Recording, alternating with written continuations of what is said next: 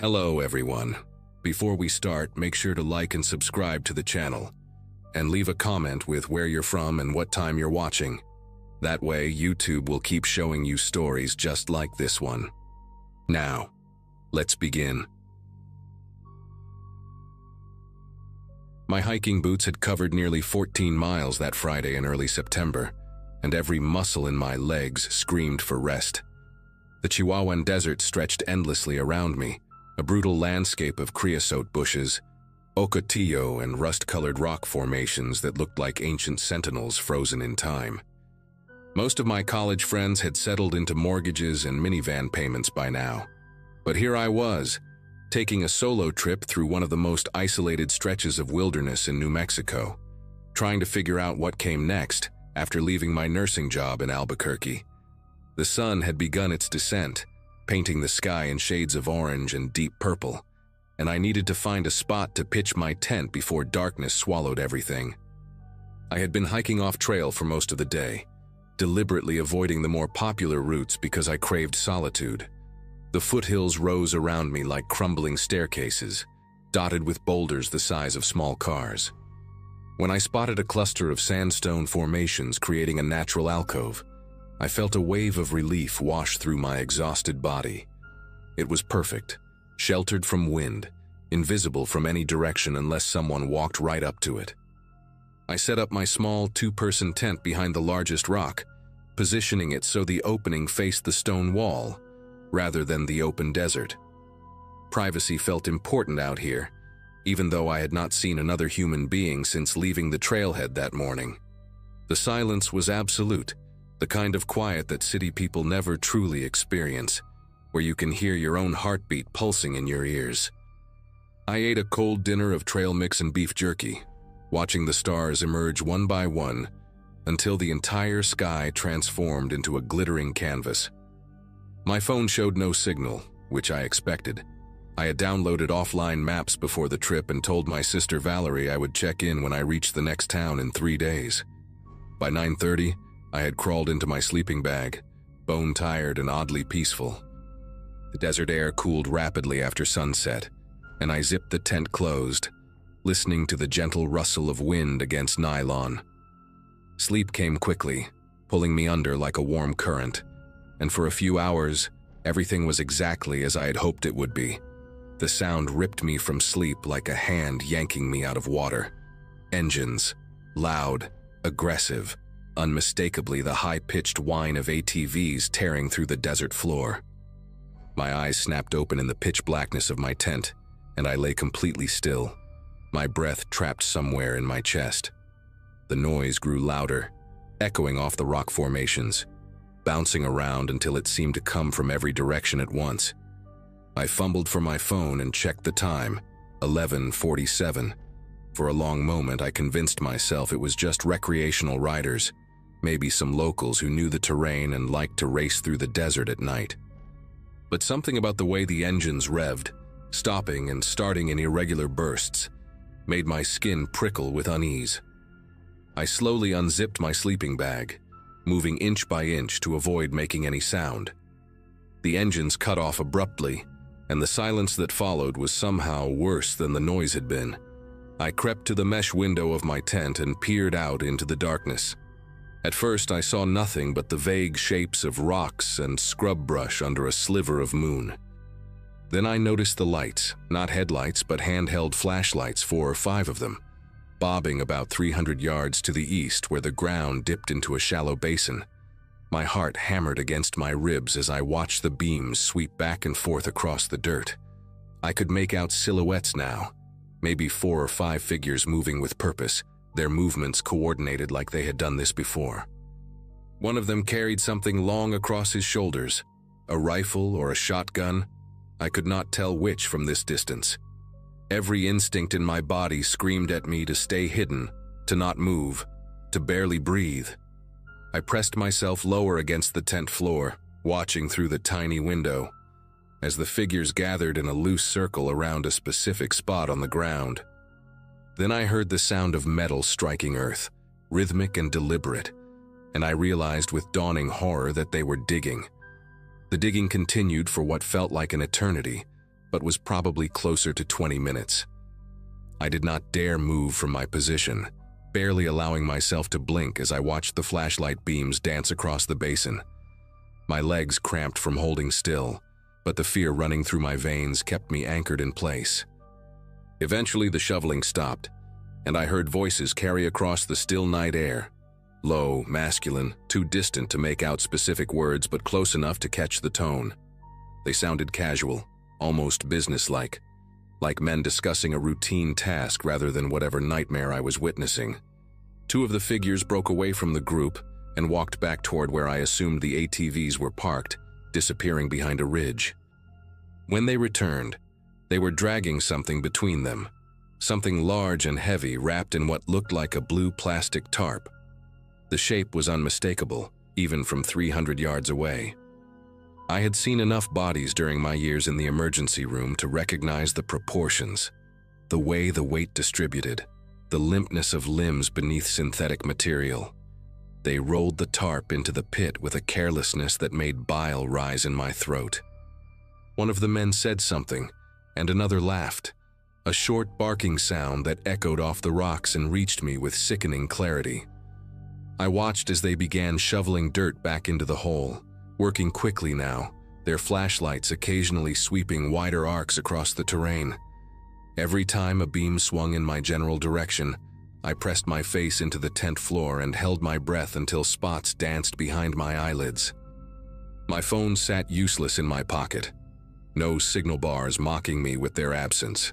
I thought about all the true crime podcasts I had listened to during long shifts, all the stories of people who stumbled onto something they should not have seen and paid the price. The desert was vast, empty, unforgiving. If something happened to me out here, Valerie would not even know to worry for another 3 days.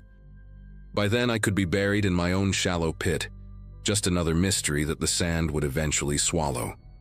The men finished their work and gathered their tools. I watched one of them pour something from a jug over the freshly turned earth.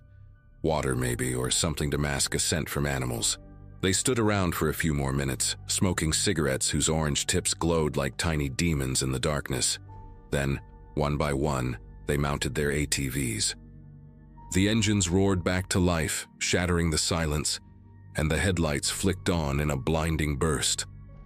I buried my face in my arms as the beams swept across the desert floor, certain that at any moment they would land on my tent and everything would be over.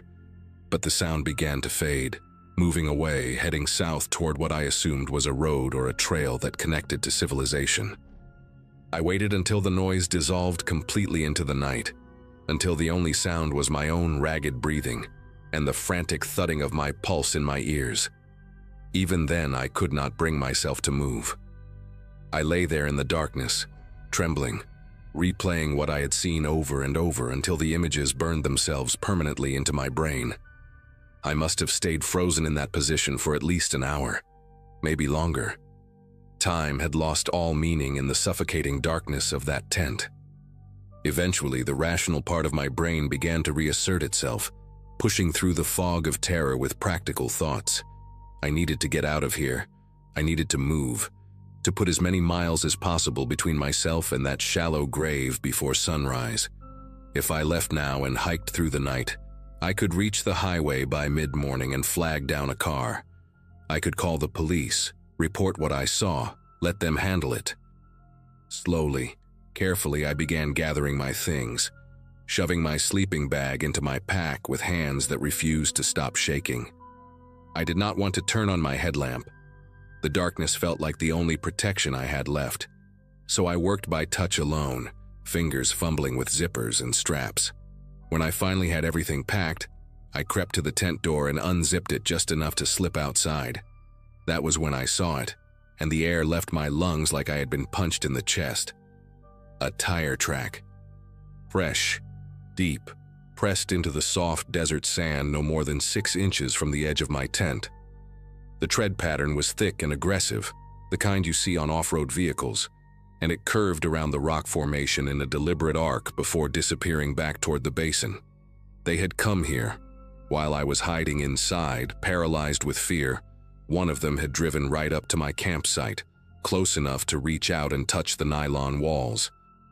close enough to hear me breathing if I had made a single sound. I stared at that track in the pale moonlight, my mind refusing to process what it meant. They knew I was here. They had seen my tent, probably spotted it when their headlights swept across the rocks, and instead of confronting me, they had simply left. Why?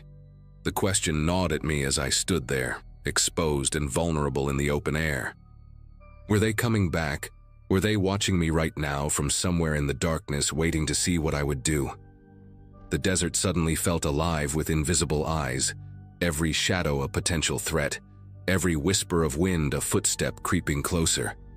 I did not have time to think. I did not have the luxury of fear.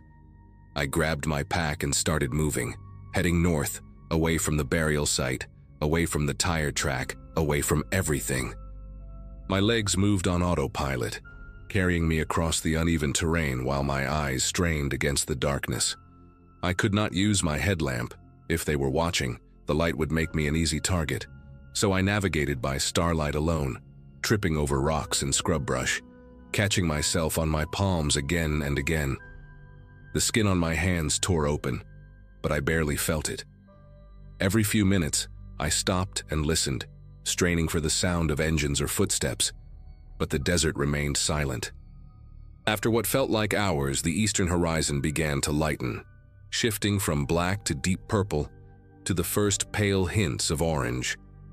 I had covered maybe 5 or 6 miles, pushing myself harder than I ever had in my life, and when I finally crested a ridge and saw a thin ribbon of asphalt cutting through the valley below, I nearly collapsed with relief. The highway, civilization, safety, or at least the illusion of it. A trucker named Wallace picked me up around 7 in the morning. He was an older man with a gray beard and kind eyes, hauling agricultural equipment down to Las Cruces, and he did not ask too many questions when I stumbled out of the scrubland looking like I had crawled through hell. He let me use his phone to call 911, and I sat in the cab of his rig shaking so hard that I could barely hold the device steady while I described what I had witnessed. The dispatcher transferred me to the county sheriff's department, and a deputy met us at a gas station about 30 miles down the road. I told him everything: the ATVs, the flashlights, the men with the tarp, the shallow pit, the tire track inches from my tent. He listened without interrupting, his face unreadable, and when I finished, he asked me if I could lead them back to the location. The thought of returning to that place made me want to vomit, but I nodded anyway. Whatever was buried in that desert, whoever it was, they deserved to be found. They deserved justice, or at the very least, a proper grave. It took most of that day to organize a search team and navigate back to the basin where I had watched the men dig. I rode in a sheriff's SUV with 2 deputies, following coordinates I had marked on my offline map, and the entire drive felt like descending back into a nightmare. When we arrived, the afternoon sun was blazing overhead, turning the desert into a furnace of heat and light. The deputies fanned out with shovels and a cadaver dog, and within 20 minutes, the dog alerted on a patch of disturbed earth exactly where I said it would be. They dug carefully, methodically, and when the first corner of blue tarp emerged from the sand, one of the deputies looked at me with an expression I will never forget, a mixture of validation and horror, like he had hoped I was wrong but knew I was not. They found a body. A woman, the medical examiner later determined, probably in her early 40s, dead less than 48 hours. The case remains open to this day. They never caught the men responsible, never identified the victim, never explained why they left me alive when they clearly knew I was there. I have thought about that question every single day for the past 2 years. Sometimes I convince myself they did not see me at all, that the tire track was just a coincidence, a random pass during their sweep of the area. Other times, in the darker hours of the night when sleep refuses to come, I believe they made a deliberate choice. That killing a witness would have complicated things, drawn more attention, created another body to bury. Maybe I was more useful to them alive, a traumatized hiker whose story would sound too wild to believe, who had no real evidence beyond her own terrified eyes. I moved back east after that trip, took a nursing job in Pennsylvania, where the landscape is green and the horizons are short. I do not hike alone anymore. I do not camp in places where I cannot see who is coming from every direction. The desert took something from me that night, some fundamental sense of safety that I will never get back. But it also gave me something, the knowledge that I was strong enough to survive, smart enough to stay silent when silence was all that stood between me and a shallow grave. Whoever that woman was, I hope she has found peace. I hope someone, somewhere, is still looking for her. And I hope that the men who buried her in that basin are looking over their shoulders every single day, wondering if the witness they left alive will be the reason their world comes crashing down.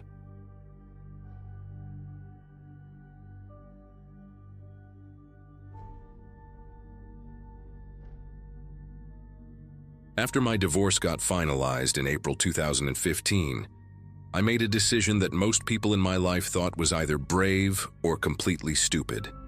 I quit my accounting job at a firm in Baltimore where I had spent 9 miserable years, sold most of my furniture, and decided to hike a section of the Appalachian Trail alone. My therapist called it running away from your problems with extra steps, which made me laugh for the first time in months. At 34, with no kids, no mortgage anymore, and a decent chunk of savings, I figured if there was ever a time to disappear into the woods for a few weeks, this was it. I had done some camping before, nothing too extreme, mostly weekend trips with college buddies back when we were young, and thought sleeping on rocks was fun. But solo backpacking through remote Appalachia was different. I knew that going in, or at least I thought I did. I had been on the trail for about 6 days when I reached a ridge that my map labeled as Creighton's Bluff, somewhere in the backcountry of Western Virginia. The spot was perfect for camping, a flat clearing about 30 feet from a steep drop-off that overlooked a valley thick with old-growth forest. No other hikers had passed me in almost 2 days, which was exactly what I wanted. Cell service had died sometime around day 3, and I had made peace with being completely disconnected. That Wednesday evening, I set up my tent, got a small fire going, and cooked some dehydrated chili that tasted like cardboard mixed with regret. The sun dropped behind the mountains around 8, painting everything in shades of orange and purple that made me feel, for a moment, like maybe this whole trip was not such a crazy idea after all.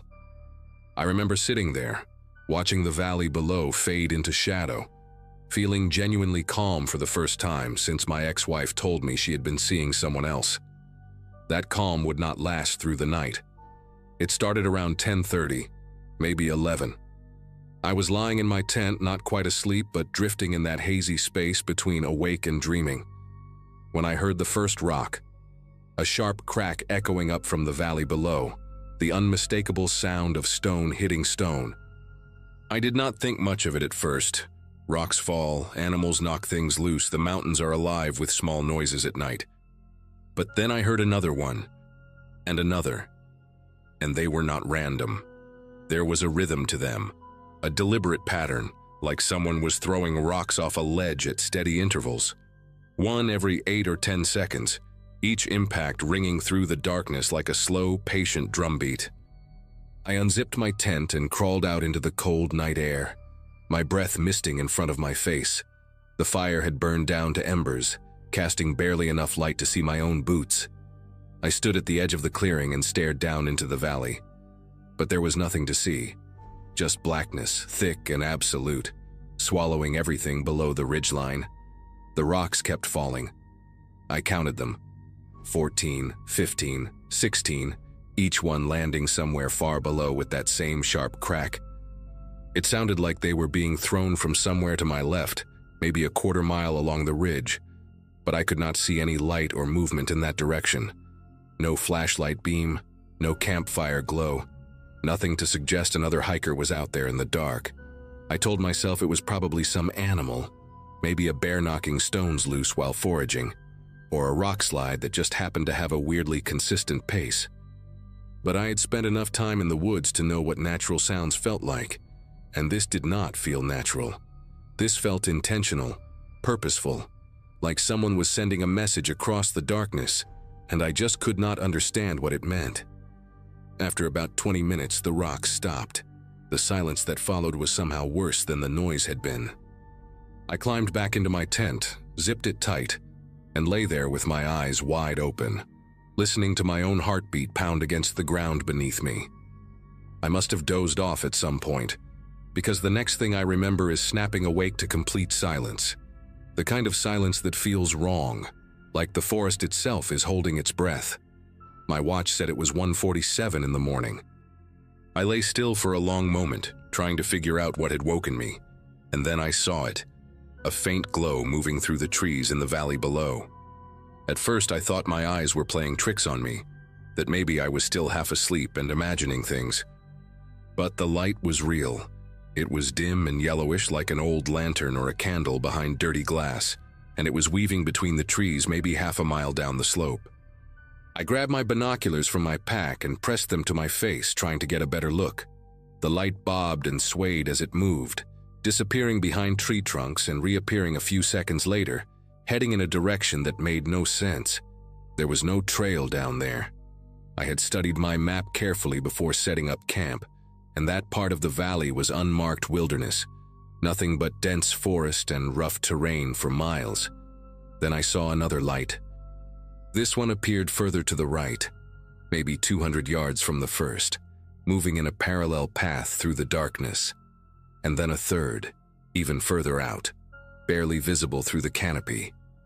3 lights, all moving at roughly the same pace, all heading in the same general direction, like some kind of silent procession through the woods. I watched them for almost 15 minutes.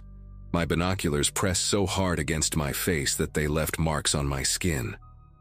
The lights never flickered like flashlights would. They never swept back and forth like someone searching for a trail. They just drifted steadily forward, smooth and purposeful, weaving between obstacles I could not see. I tried to convince myself it was other hikers, maybe a group doing some kind of night trek, but nothing about the way those lights moved suggested normal hiking. Normal hikers stumble. Normal hikers stop to check their footing. These lights glided through the forest like they knew exactly where they were going, like they had walked that path 1,000 times before in the dark.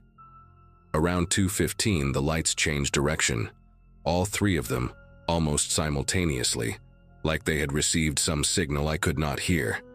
They stopped their forward movement and began angling upward toward the ridge, toward me.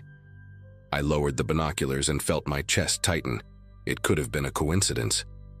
The ridge was a natural landmark, and if those people were heading somewhere specific, following the high ground would make sense. But the timing felt wrong. They had been moving parallel to the ridge for 15 minutes, and now suddenly, they were climbing. I sat there in the darkness watching those 3 dim lights slowly ascend the slope, and I tried to calculate how long it would take them to reach the top. An hour maybe. Maybe less if they knew the terrain well.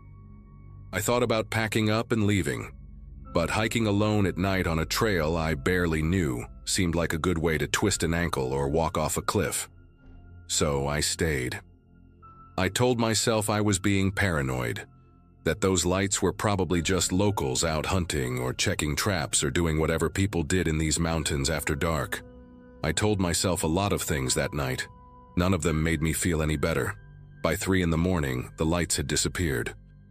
I had lost sight of them about 40 minutes earlier, when they dropped below the tree line on their way up the slope.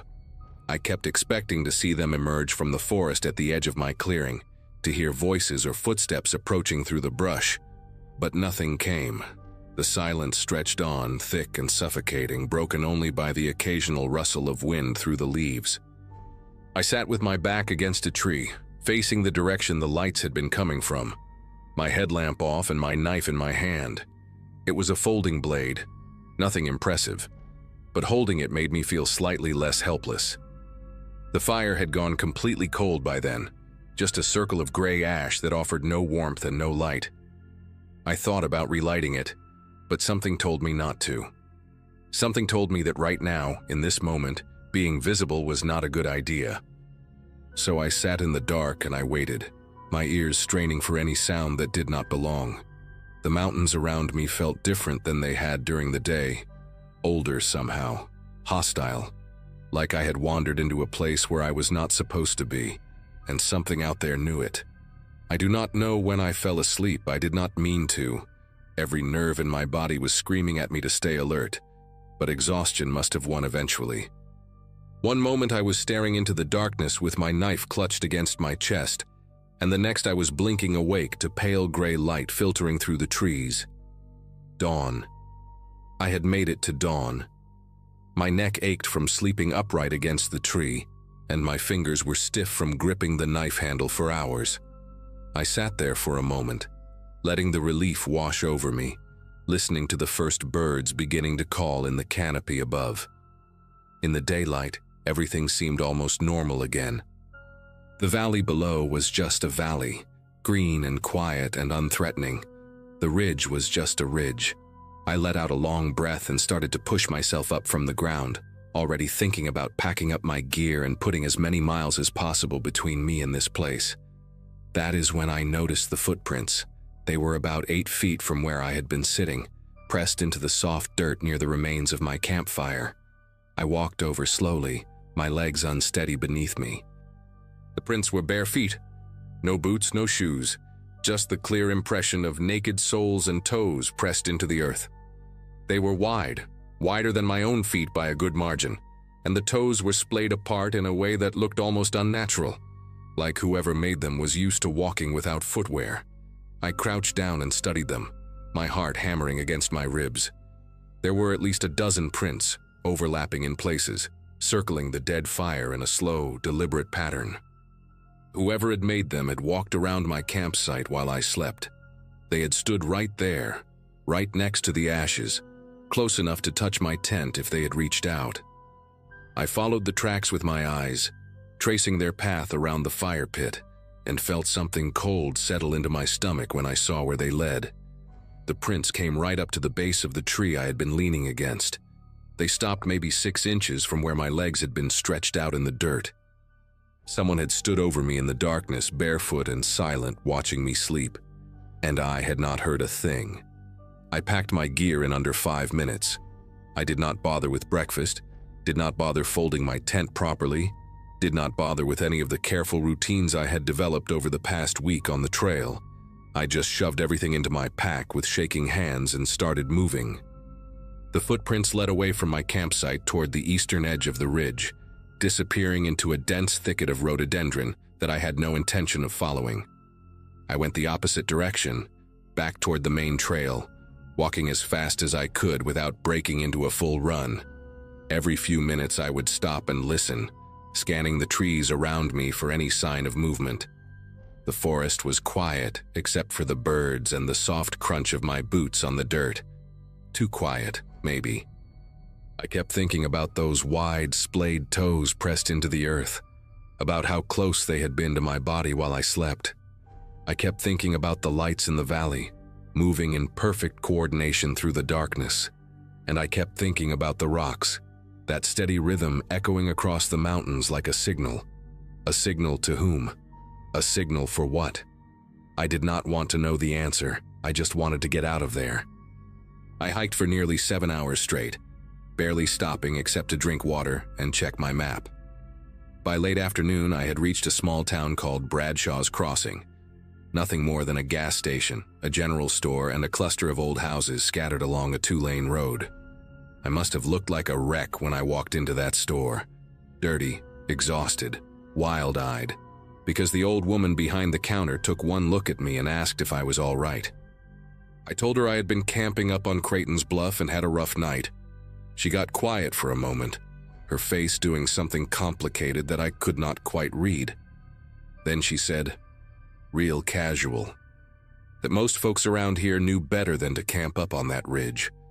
Said there were people who lived back in those hollows, families that had been there for generations, who did not take kindly to outsiders on what they considered their land. She did not say anything else, did not elaborate, just handed me my change and wished me safe travels with a look in her eyes that told me I was lucky to be standing there at all. I drove home the next day, sold my camping gear a week later. I have not been back to Appalachia since, and I do not plan to ever go again. Sometimes, late at night, I still hear that rhythm in my head. Rock after rock after rock, falling into the darkness like a countdown to something I was never meant to see.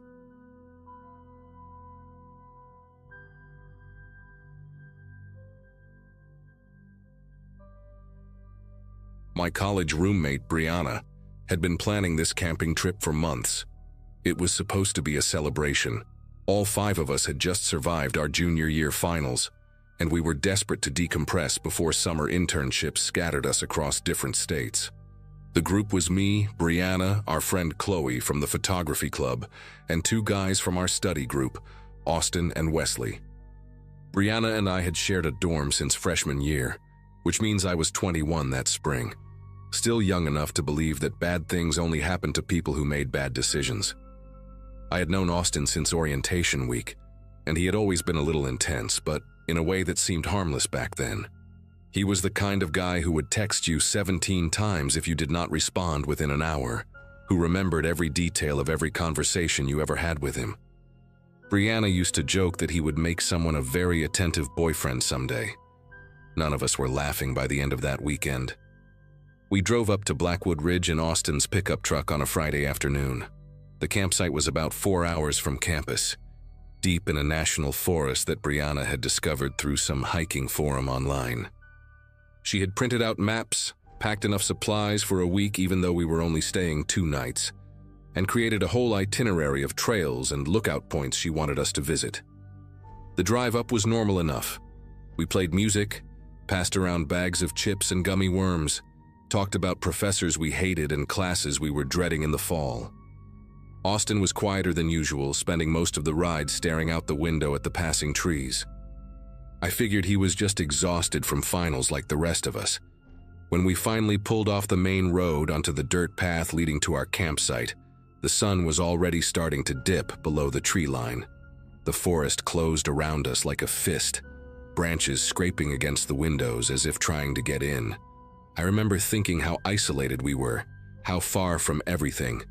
At the time, it felt like freedom. We set up camp in a clearing about half a mile from where we parked.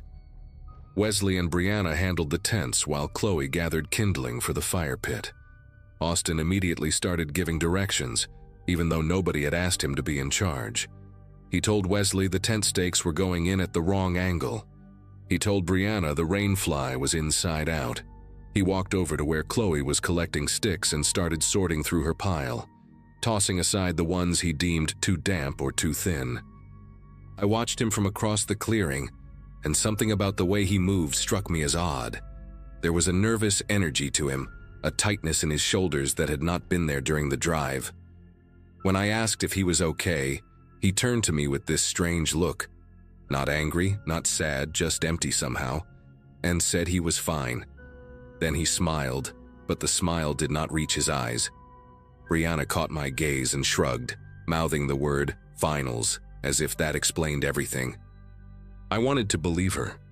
That first night around the campfire should have been perfect.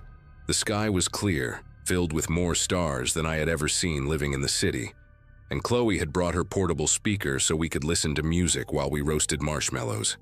But Austin kept steering the conversation in uncomfortable directions. He brought up a party from sophomore year where Brianna had gotten too drunk and needed someone to walk her home.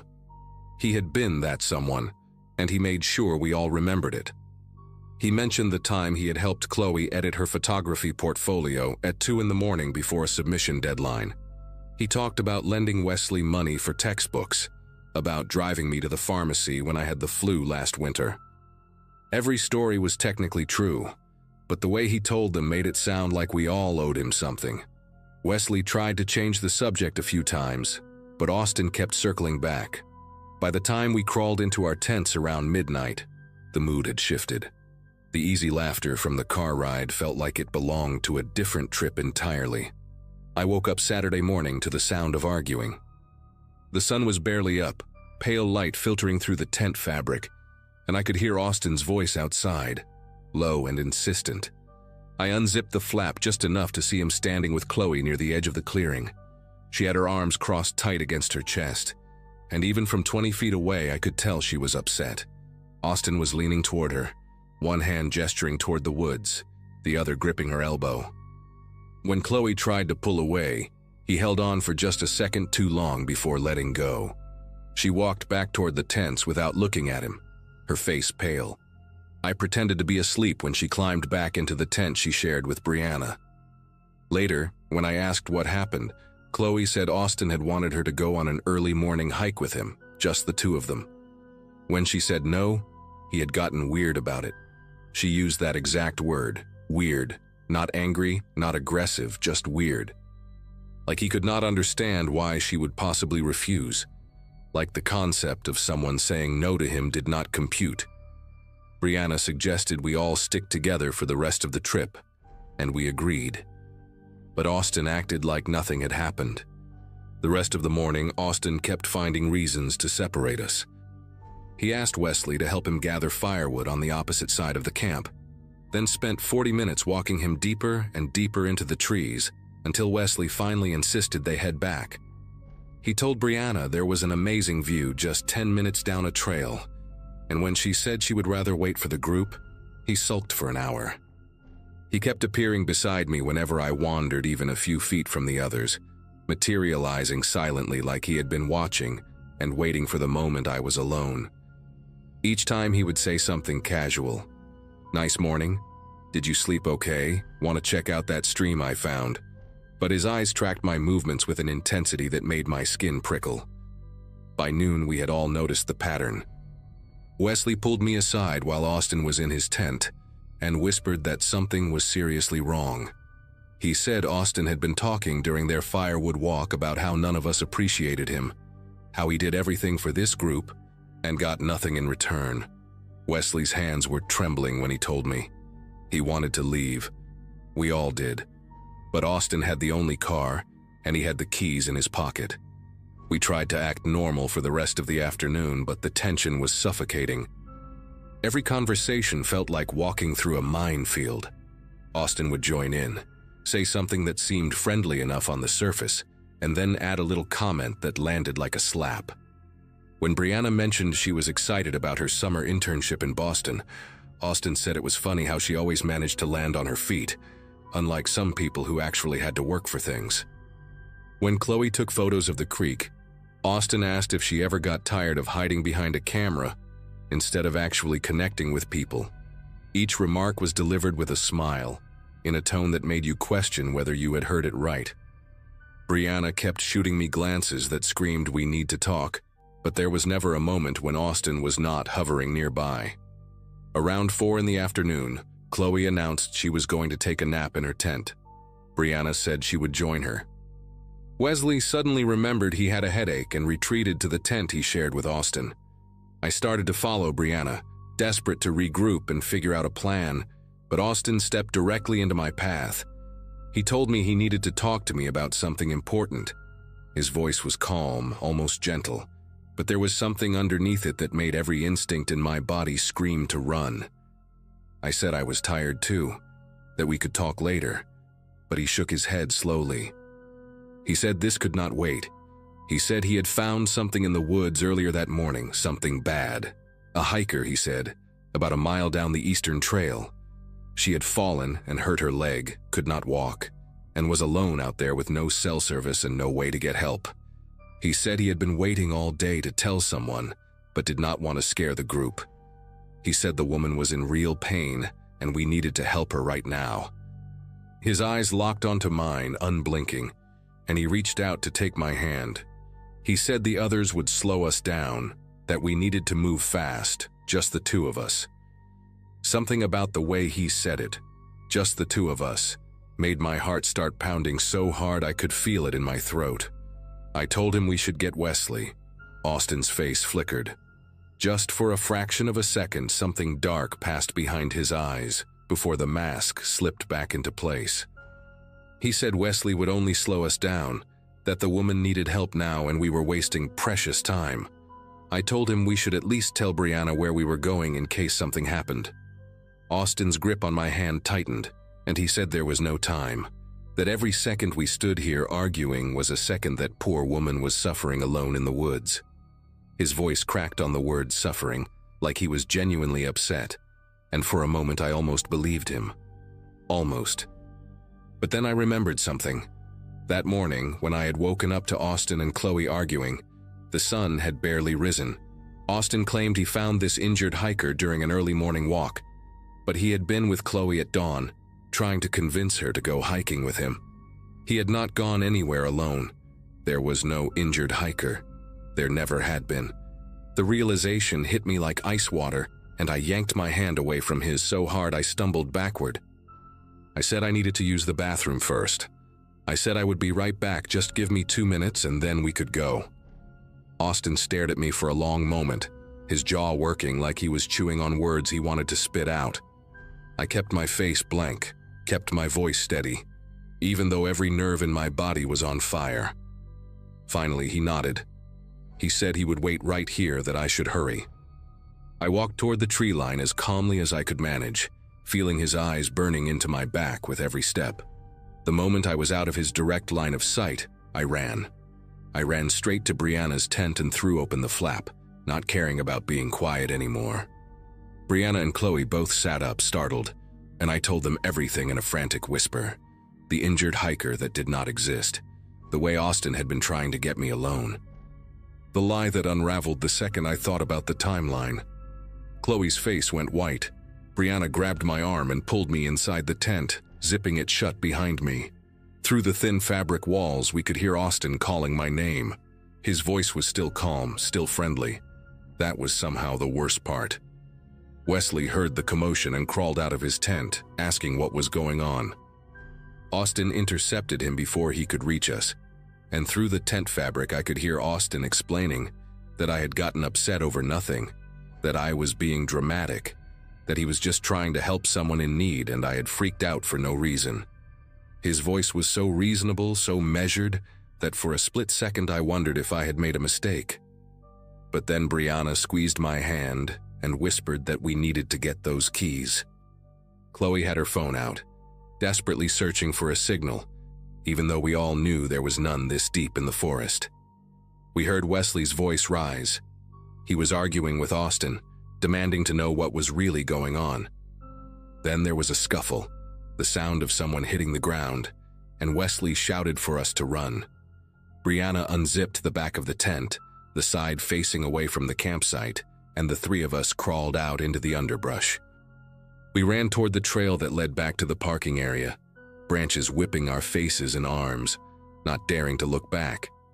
I could hear Austin crashing through the woods behind us, calling our names in that same calm voice, telling us we were overreacting, telling us to stop and just talk to him. We made it to the dirt road where the truck was parked, but without the keys we could not drive. Brianna remembered passing a ranger station about 2 miles back on the main road, and we started running again. My lungs were burning and my legs felt like they might give out. But I did not stop. None of us did. We reached the ranger station just as the sun was starting to set, and the woman behind the desk took one look at our faces and immediately picked up her radio. 2 rangers drove us back to the campsite in their vehicle. When we got there, Austin was sitting calmly by the fire pit, roasting a marshmallow like nothing had happened. Wesley was in his tent with a bloody nose and a bruise forming under his left eye. Austin tried to explain that it was all a misunderstanding, that we had panicked over a joke, but the rangers were not buying it. They escorted us to our cars. One ranger drove Austin's truck with Austin in the passenger seat, while the other followed with the rest of us. We filed a report at the local police station that night. Austin was not arrested, but there was a record now, a paper trail. We never spoke to him again after that weekend. I heard through mutual friends that he transferred schools the following semester. Sometimes I still think about that moment in the clearing, when he took my hand and asked me to follow him into the woods. I think about what might have happened if I had not remembered that he was with Chloe that morning. If I had believed him, if I had gone.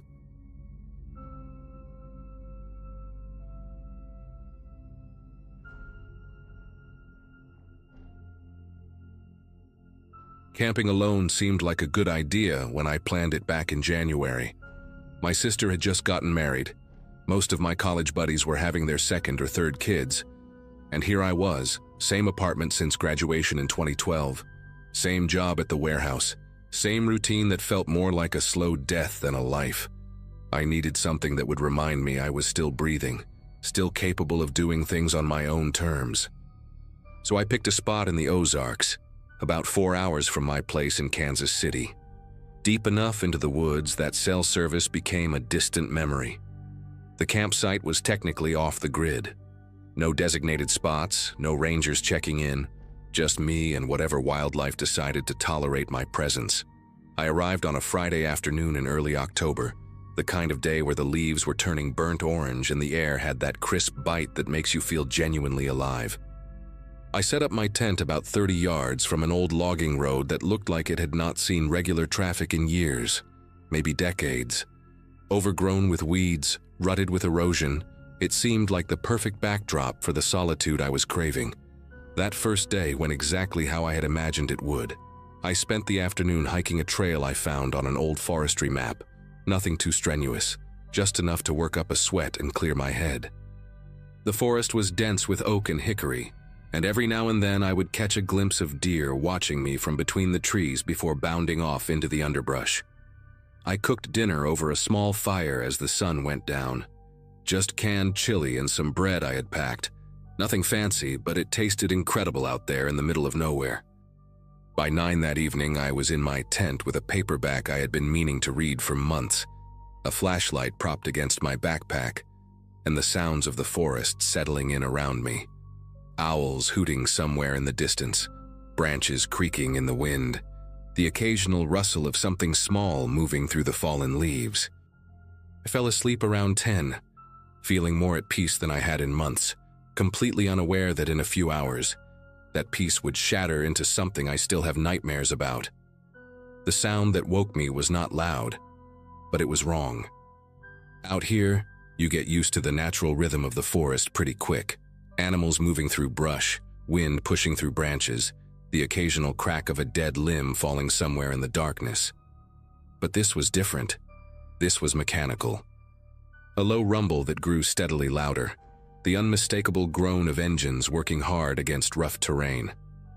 I lay there in my sleeping bag, eyes open, heart starting to pick up speed, telling myself it was probably just some hunters using the old logging road as a shortcut. People did that sometimes, right? Used abandoned roads to get deeper into hunting grounds. But something in my gut was telling me to stay quiet, stay still. Do not move until you know what you are dealing with. I checked my phone out of habit. 3:14 in the morning, no signal, battery at 62%.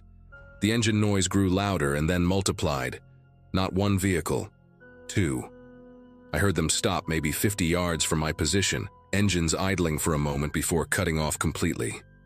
Doors opened and closed, not slammed but pushed shut carefully, deliberately, the way someone closes a door when they do not want to make noise.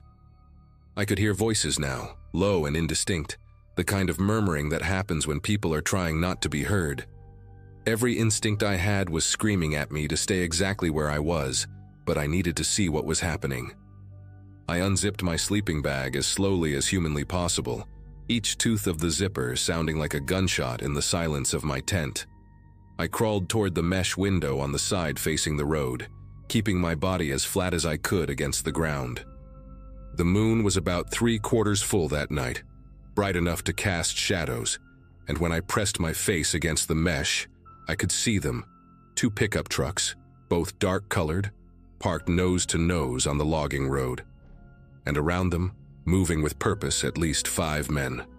They were unloading something from the bed of the first truck, rectangular bundles wrapped tight in what looked like black plastic or maybe heavy-duty trash bags, each one about the size of a large duffel bag. The men worked in near silence, passing the bundles from one to another in a chain, stacking them on the ground between the 2 vehicles. I counted the packages as they moved them, 8, 9, 10, 12 total. One of the men said something I could not make out, and another one responded with a harsh whisper that carried just enough for me to catch the tone. Angry, impatient. These were not hunters, these were not hikers who got lost. I had stumbled into something I was never supposed to see, and the realization hit me like a bucket of ice water. I pressed myself even flatter against the floor of my tent, trying to make myself as small as possible, barely breathing. The arguing got louder. I could make out fragments now, something about a count being wrong, about someone named Ray who had screwed something up. One of the men, taller than the others with broad shoulders and a baseball cap, stepped away from the group and pulled out a flashlight. He clicked it on and swept the beam across the tree line, slow and deliberate, like he was looking for something specific.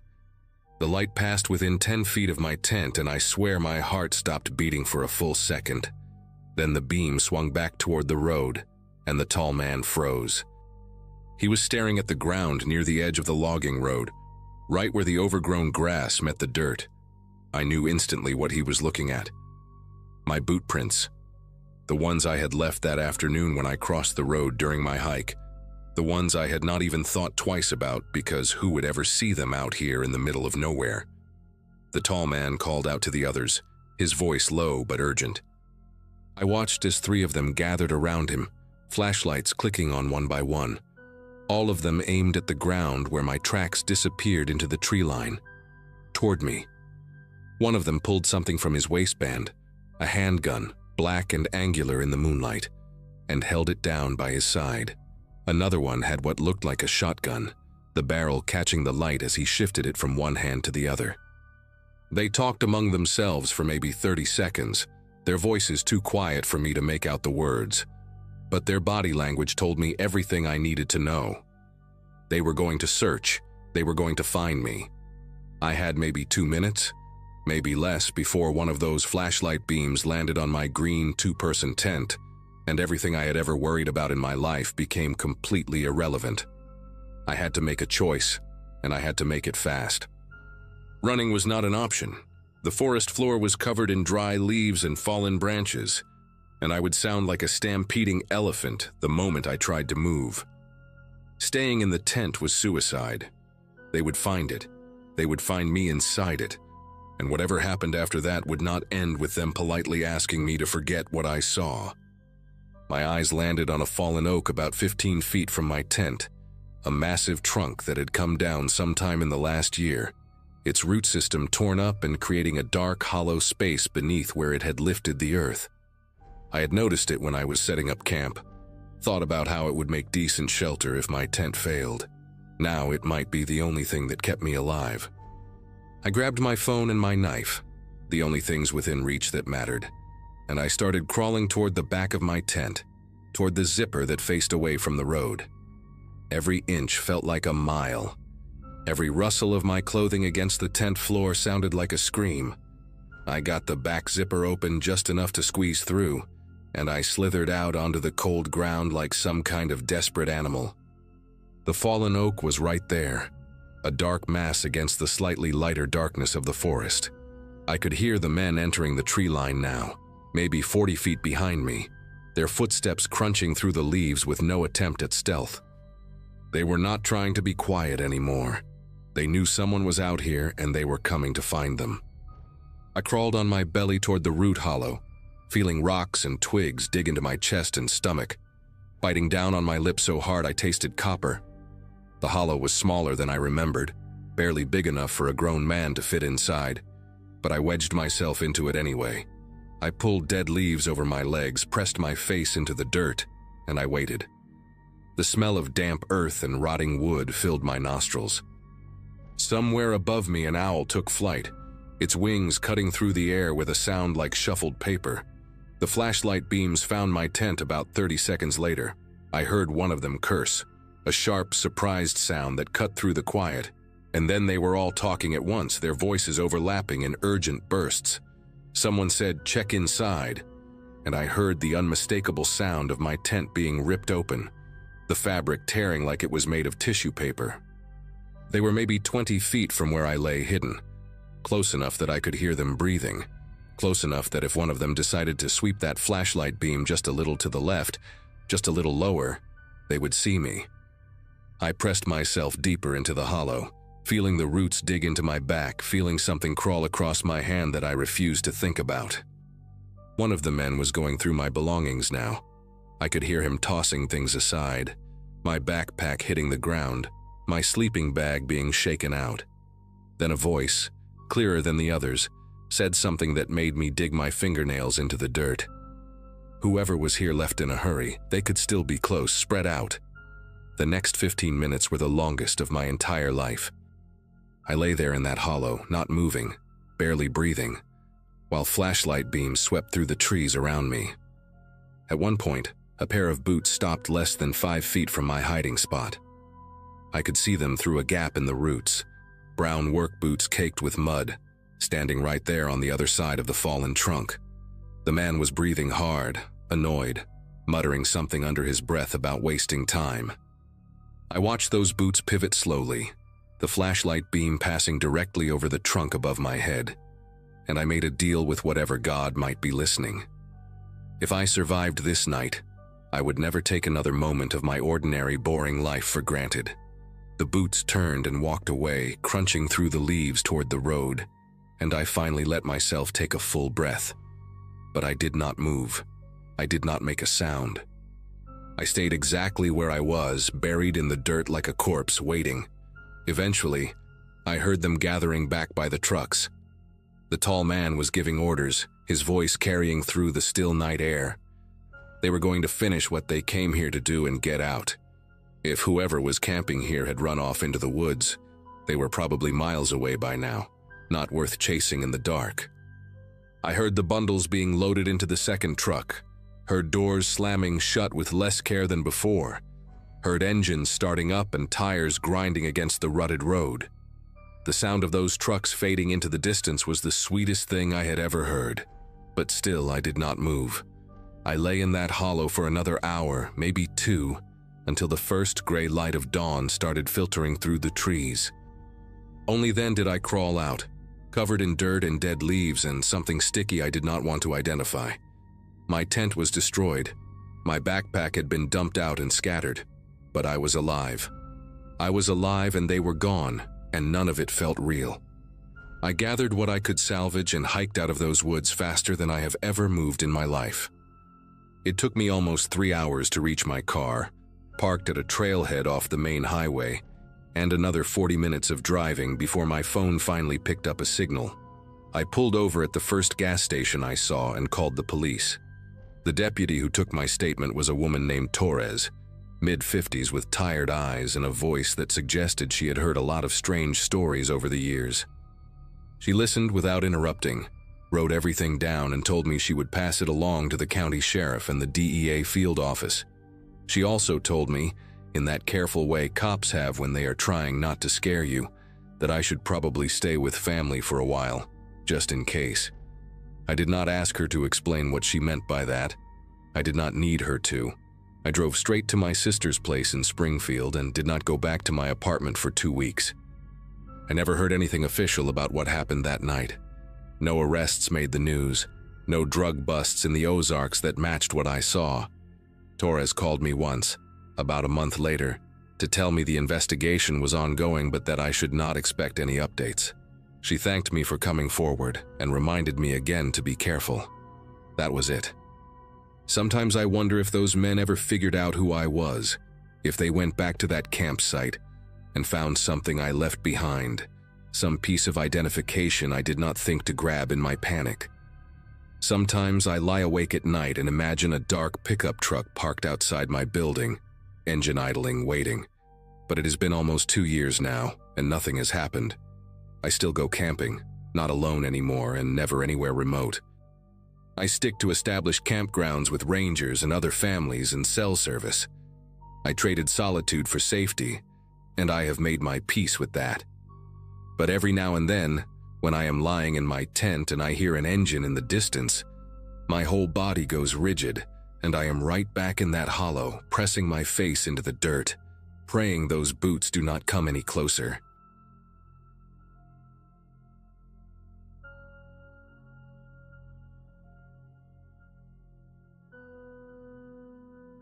Most of my coworkers thought solo backpacking was reckless for a woman, and they never missed a chance to remind me. But by the spring of 2014, I had stopped caring what anyone thought. My marriage had crumbled 6 months earlier, My friends from nursing school were all wrapped up in toddlers and PTA meetings, and somewhere around my 34th birthday, I realized that the loneliness I felt in crowded rooms was worse than any solitude the wilderness could offer.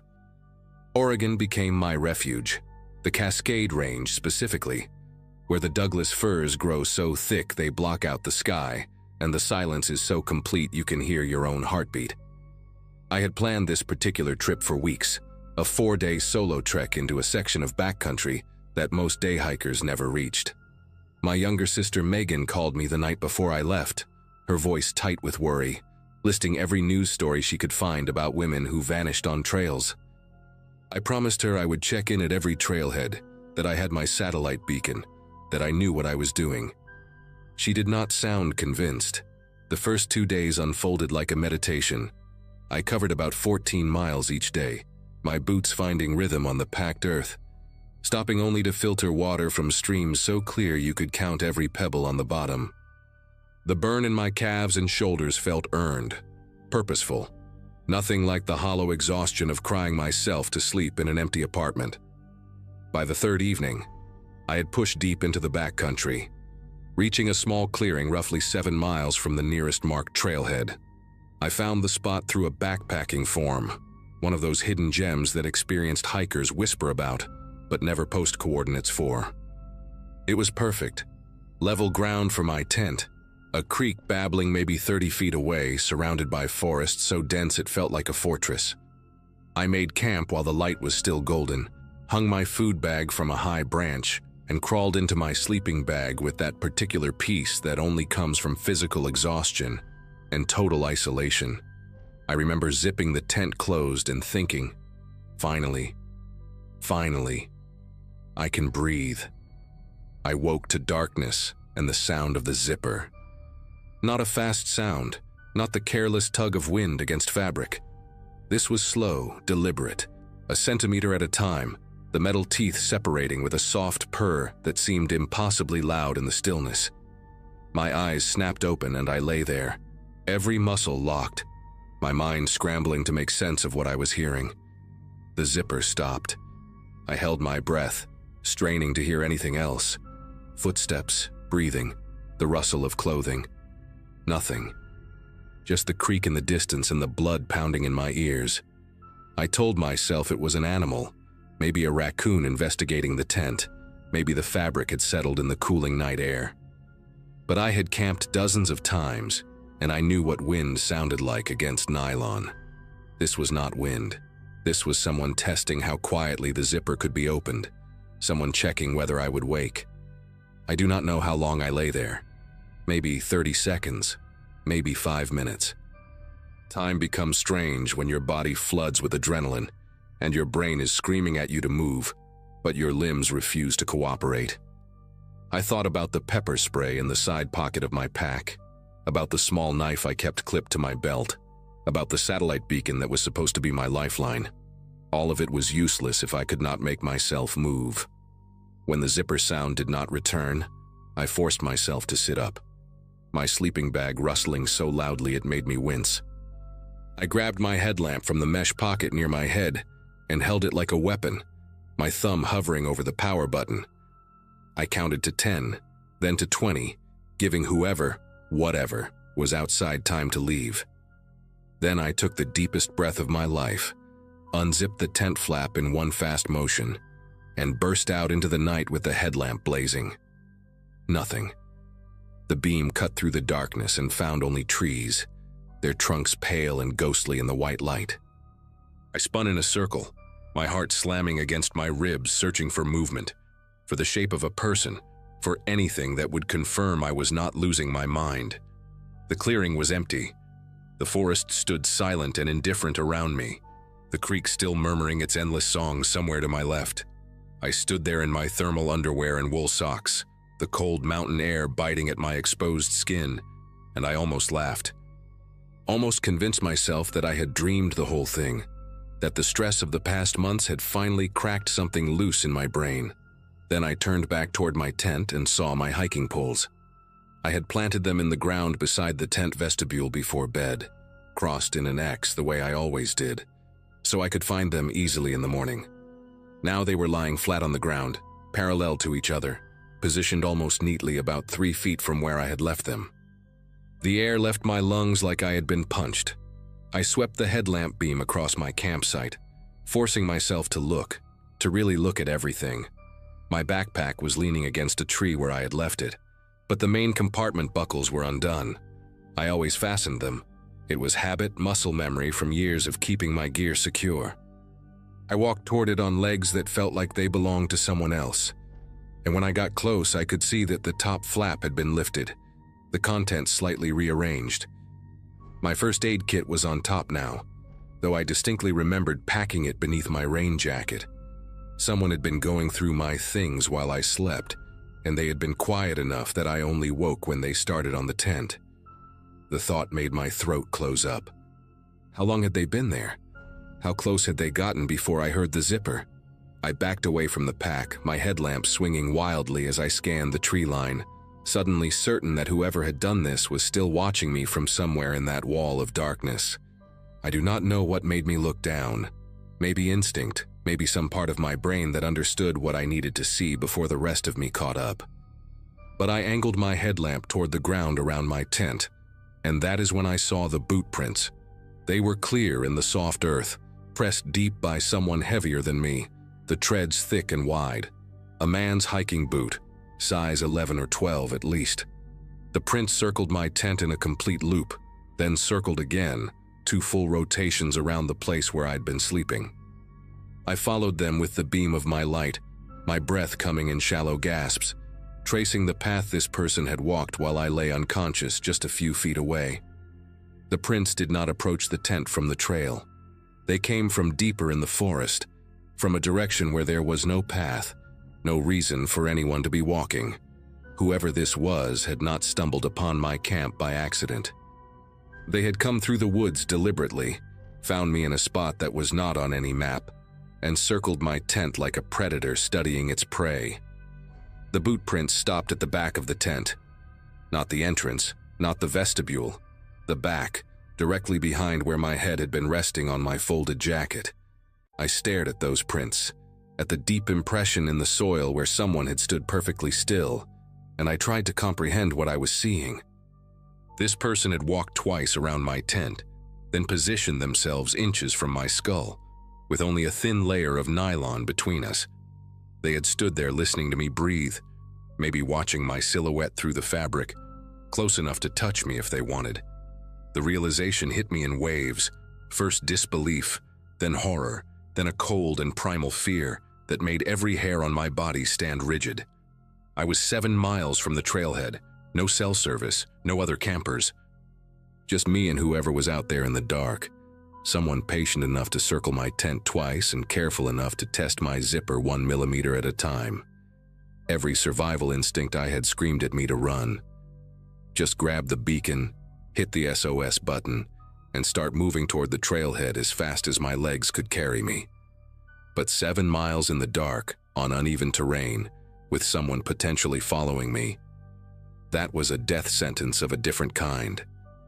Could twist an ankle in the first mile, could lose the trail entirely without daylight to guide me, could walk straight into whoever was waiting out there. So I made myself think. I grabbed my pepper spray from my pack and shoved it into my waistband. I found my knife and clutched it in my right hand.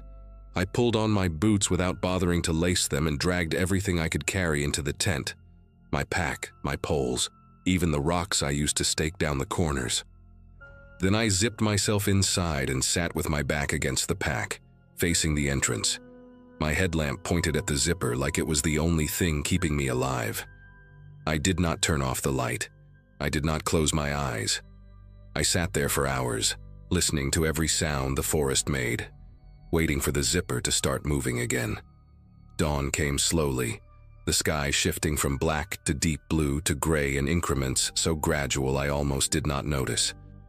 When enough light filtered through the nylon that I could see color again, I allowed myself one long exhale. I had not heard anything else during the night, no footsteps, no rustling, no second attempt at the zipper. But I was not foolish enough to think that meant I was safe. I packed my gear in record time, my hands fumbling with buckles and straps, shoving everything into my bag without the careful organization I normally insisted on. The boot prints were still there in the morning light, even clearer now, and I forced myself to photograph them with my phone before I left.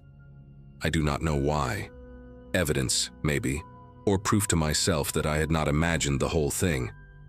The photos showed exactly what I had seen in the dark, 2 complete circles around the tent, deep impressions where someone had stood motionless at my head, and a single line of tracks leading back into the forest in the direction of nothing. I hiked out faster than I have ever moved in my life. What should have taken 4 hours took me just under 3, my legs burning, my lungs screaming, but I refused to stop for more than a few seconds at a time. Every snapping branch made me spin around. Every shadow between the trees looked like a figure waiting. I kept the pepper spray in my hand the entire way, my thumb on the trigger, ready for someone to step out of the forest and confirm my worst fears. But no one did. The trail remained empty, the woods remained silent, and when I finally reached the trailhead parking lot and saw my car sitting there untouched, I nearly collapsed against the hood. There were 2 other vehicles in the lot, a green pickup truck with Montana plates and a white sedan with a bike rack on top. I stared at them for a long moment, wondering if one of them belonged to whoever had visited my camp, wondering if they were still out there in the wilderness or if they had already driven away before dawn. I got in my car, locked the doors, and did not stop driving until I reached the ranger station 20 miles down the mountain. The ranger on duty was a woman named Colleen, mid-50s with gray streaks in her braid, and the kind of calm demeanor that made me feel safe for the first time in 12 hours. I showed her the photos, told her everything, the zipper, the boot prints, the way my things had been moved. She listened without interrupting, her expression growing more serious with each detail. When I finished, she told me I was not the first. There had been 2 other reports that summer, both from solo female hikers in the same general area, both describing similar experiences. Someone approaching their camp at night, testing tent zippers, moving equipment. One woman had woken to find her boots placed neatly outside her tent door, laces removed. Another discovered a small pile of rocks stacked beside her head, placed there while she slept. Colleen said they had increased patrols but never caught anyone, never found a permanent camp or any other evidence. She took down my information, filed a report, and told me to contact local law enforcement if I wanted to press further. I drove home that afternoon and did not go back to the Cascades for 2 years. I still hike. I refuse to let whoever that was take that away from me, but I never camp alone anymore, and I never will again. Sometimes at night, when I am lying in bed in my apartment with the doors locked and the city humming outside my window, I think about those boot prints circling my tent. I think about the patience it took to move that slowly, that quietly, to test a zipper 1 tooth at a time while a woman slept inches away. I think about what would have happened if I had not woken up, if the sound had not pulled me from sleep at exactly the right moment. The ranger told me they never caught anyone, and as far as I know, they still have not.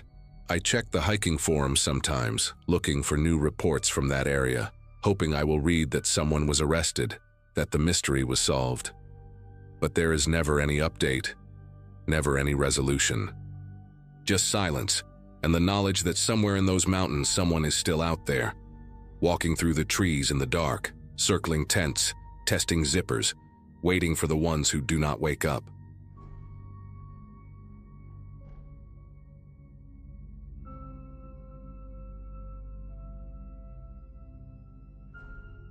Nathan turned 26 on a Friday in early June, and since he had been talking about doing something different for months, our group decided to skip the usual bar crawl and rent a campsite at Pine Ridge Lake instead.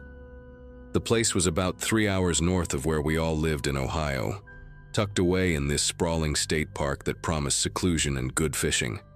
There were 5 of us making the trip: Nathan, his girlfriend Jenna, our friend Troy and his younger brother Danny, and me. We had all graduated from the same high school back in 2016, except for Danny, who was a few years behind us, and camping together felt like the kind of throwback adventure we needed, after years of desk jobs and routine weekends. I remember packing that morning with this genuine excitement I had not felt in a long time, thinking about campfires and cold beers and staying up late telling stupid stories. The drive up was perfect, all green hills and that particular early summer light that makes everything look like a postcard. None of us could have known what was waiting for us at that lake. We pulled into the campground around 4 in the afternoon, and the ranger at the entrance booth was this older guy with a sun-weathered face who handed us a paper map and pointed us toward site number 17. The campground was laid out in a big loop around the lake, with maybe 30 sites total, but ours was at the far end where the loop curved back into thicker woods. I noticed immediately how isolated it felt. Site 16 to our left was completely empty, just a fire pit and a wooden post with the number on it, and beyond that the trees grew dense and dark. The ranger mentioned that weekday bookings were slow this time of year, and that we might have this whole section to ourselves. Nathan loved that idea, said it meant we could be as loud as we wanted without bothering anyone. We spent the next 2 hours setting up our tents, gathering firewood from the designated area, and hauling our coolers down to the site. Jenna had made this elaborate birthday cake that somehow survived the drive in a special container, and we stuck candles in it right there on the picnic table while the sun started dropping behind the tree line. By the time we got the fire going and cracked open the first round of beers, the sky was turning that deep orange color that only exists in places far away from city lights. Everything felt exactly right. The night came on fast and thick, the way it does when you are miles from any real town. We sat around the fire, passing a bottle of whiskey Nathan had brought, trading old stories and giving him grief about getting older. Danny had this portable speaker playing classic rock at a reasonable volume, and Jenna was roasting marshmallows with this very specific technique she kept insisting was the only correct way. Around 11, Troy mentioned he needed to grab something from the car, and when he came back he had this weird look on his face. He said he thought he saw a light moving through the trees near Site 16, like a flashlight beam sweeping low to the ground. We all looked over but saw nothing except darkness and the vague shapes of branches. Nathan figured it was probably the ranger doing a late patrol or maybe some animal reflecting our fire. We laughed it off, but I noticed Troy kept glancing in that direction for the next 20 minutes. The woods beyond our little circle of firelight seemed to press in closer than before, and the spaces between the trees looked deeper somehow, like they went on forever into nothing. Around midnight we heard the laughter for the first time. It came from the direction of Site 16, this burst of sound that seemed to cut right through the quiet. It sounded like a group of people, maybe 3 or 4 voices, laughing at some joke we could not hear. Jenna said it was probably late arrivals setting up camp, people who drove in after dark to get an early start on their weekend. That made sense, and we all relaxed a little, though I remember thinking it was strange we had not heard a car pull up, or doors slamming, or any of the usual noise that comes with people arriving somewhere new. The laughter stopped as suddenly as it started, and the silence that followed was almost worse. Danny turned down his speaker, and we all sat there listening, waiting for more sounds. Voices, tent poles clicking together, a cooler being dragged across gravel. But there was nothing. Just the crackle of our fire and the occasional splash of something moving in the lake behind us. Troy said, maybe they were just passing through, hikers cutting across the campground on their way somewhere else. Nobody really believed that, but nobody wanted to say it out loud either. We tried to get back into the birthday mood, but the energy had shifted. Nathan poured another round of whiskey and made a toast about friendship and getting old, and we all raised our cups and drank. But the conversation kept dying in strange places. Every few minutes someone would pause mid-sentence and tilt their head toward the darkness, listening for something. Around 1 in the morning, Jenna said she was tired and wanted to turn in. She and Nathan shared the biggest tent, the green one closest to the fire pit, while Troy and Danny had a smaller blue tent a few feet away. I had brought my own single-person tent and set it up slightly apart from the others, near the edge of our site where the ground was flattest. As everyone started moving toward their sleeping bags, I stayed behind to pour water on the fire and make sure it was fully out. That is when I saw the flashlight beam again. It swept across the tree trunks about 50 yards into the woods, moving slowly from left to right, and then it stopped. The light held steady for maybe 10 seconds, pointed in my direction, and I could feel it like a physical weight on my chest. Then it clicked off and the darkness rushed back in. I stood there, frozen with the water jug still in my hand, my heart slamming against my ribs, trying to convince myself I had imagined it. I did not tell the others what I saw. Part of me thought I was being paranoid, letting the weird laughter from earlier get into my head. I finished putting out the fire and crawled into my tent, zipping it shut behind me with shaking fingers. For a long time, I just lay there on top of my sleeping bag, fully clothed, staring at the nylon ceiling and listening. The campground was dead quiet now. No wind, no animal sounds, nothing except the occasional creak of branches settling. I must have drifted off at some point because the next thing I remember is waking up to hushed voices. It was Troy and Danny talking outside their tent in urgent whispers. I checked my phone and saw it was almost 3 in the morning.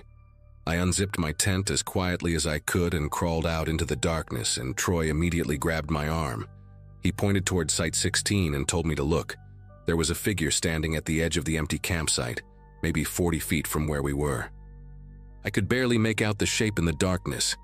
A person, definitely a person, standing completely still and facing our direction. No flashlight, no movement, just standing there like they were watching us. Danny was breathing fast beside me, asking what we should do, but none of us had an answer. Troy grabbed a heavy flashlight from his tent and clicked it on, swinging the beam toward Site 16. The figure was gone. Just the empty fire pit and the wooden post with the number on it, and the dark wall of trees beyond. We swept the light back and forth across the tree line, but there was nobody there. No movement. Nothing to prove what we had all just seen. Danny wanted to wake up Nathan and Jenna, but Troy said we should wait. Said maybe it was just some drunk camper from another site wandering around lost. I knew that was not true, and I think Troy knew it too.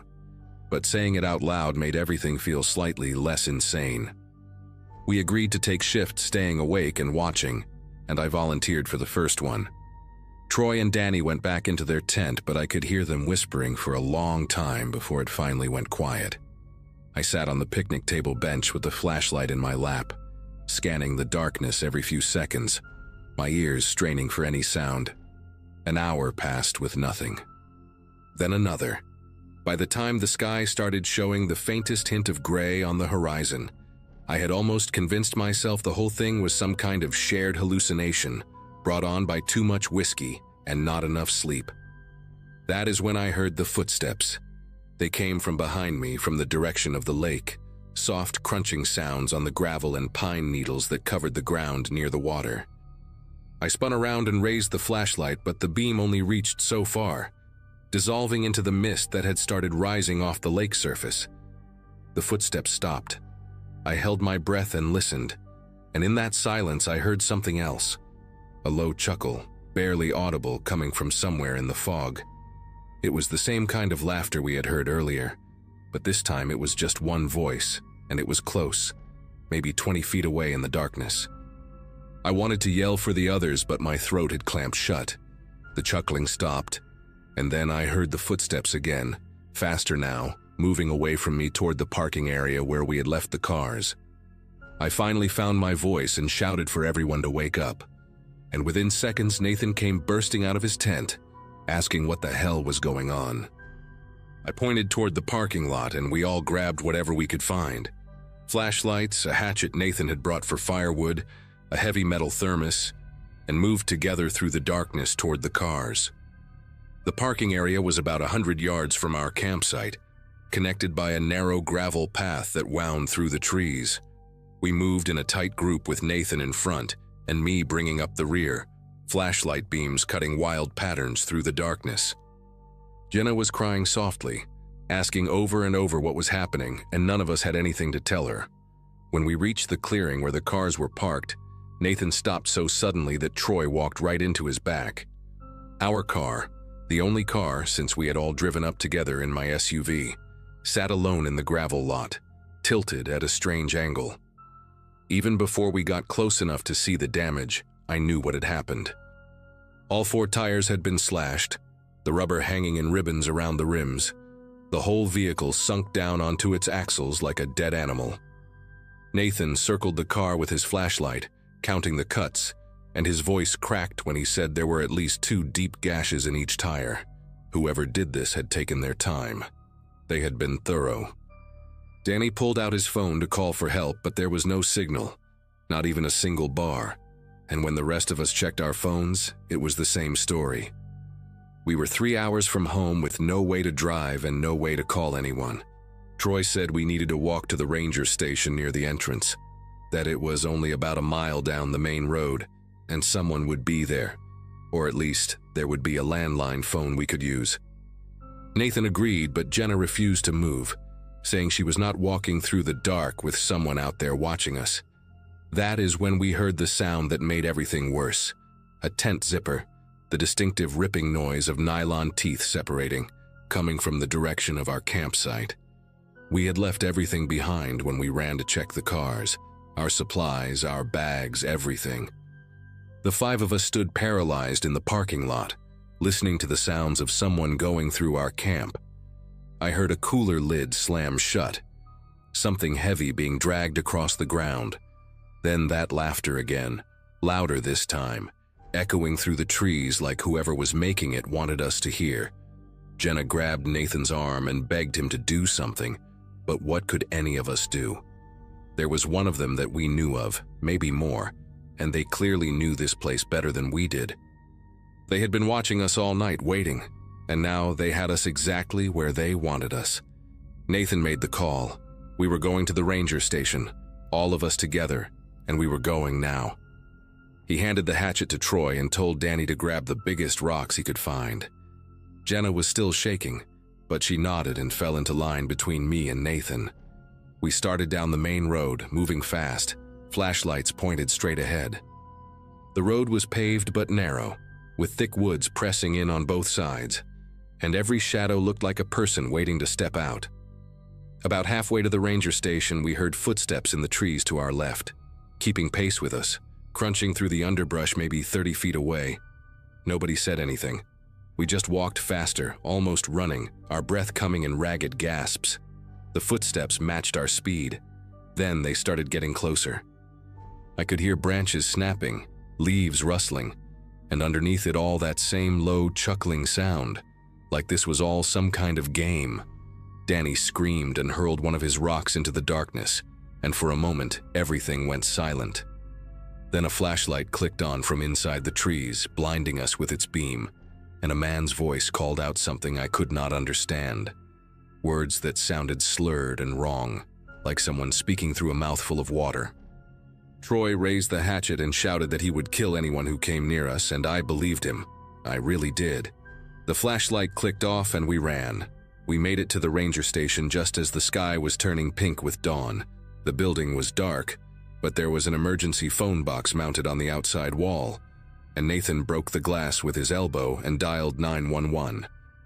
The police arrived within 40 minutes, 2 county sheriff vehicles with lights flashing, and we told them everything while sitting on the tailgate of a patrol car wrapped in shock blankets. They searched the campground and found our site completely trashed.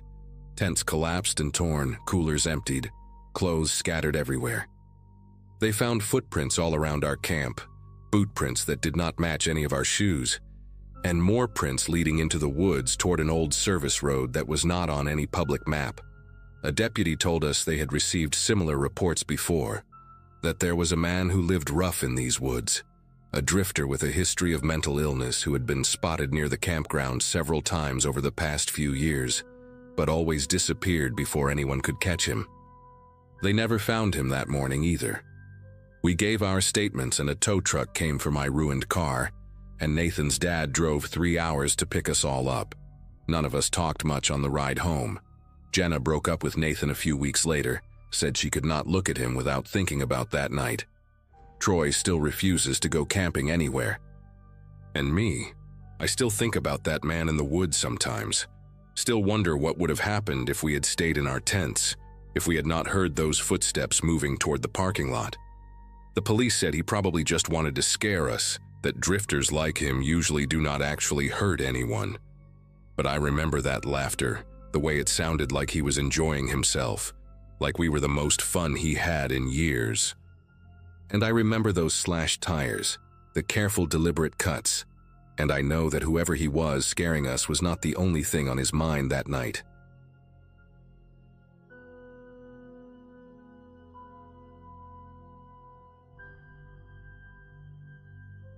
I'd been looking forward to that camping weekend for weeks, mostly because life had been so loud lately that I needed a place where my phone couldn't buzz every 3 minutes. Back then, I was juggling a messy work schedule and crashing on a friend's couch while looking for a new apartment. So when my friend Lana suggested a quick escape to a lakeside campground a few hours from town, I jumped at it without thinking twice. It was me, Lana, her cousin Ivy, and our friend Paige. 4 of us crammed into Lana's aging SUV with way too many snacks and a playlist that barely held us together. We reached the site in the late afternoon, the kind of place where pine needles blanket everything and the lake sits so still it looks like it's holding its breath. Setting up camp felt almost therapeutic, staking the tents, dragging logs into a crude bench around the fire pit, and arguing over who was worst at tying knots. For the first time in a while, I felt like I could actually stretch my mind out and relax.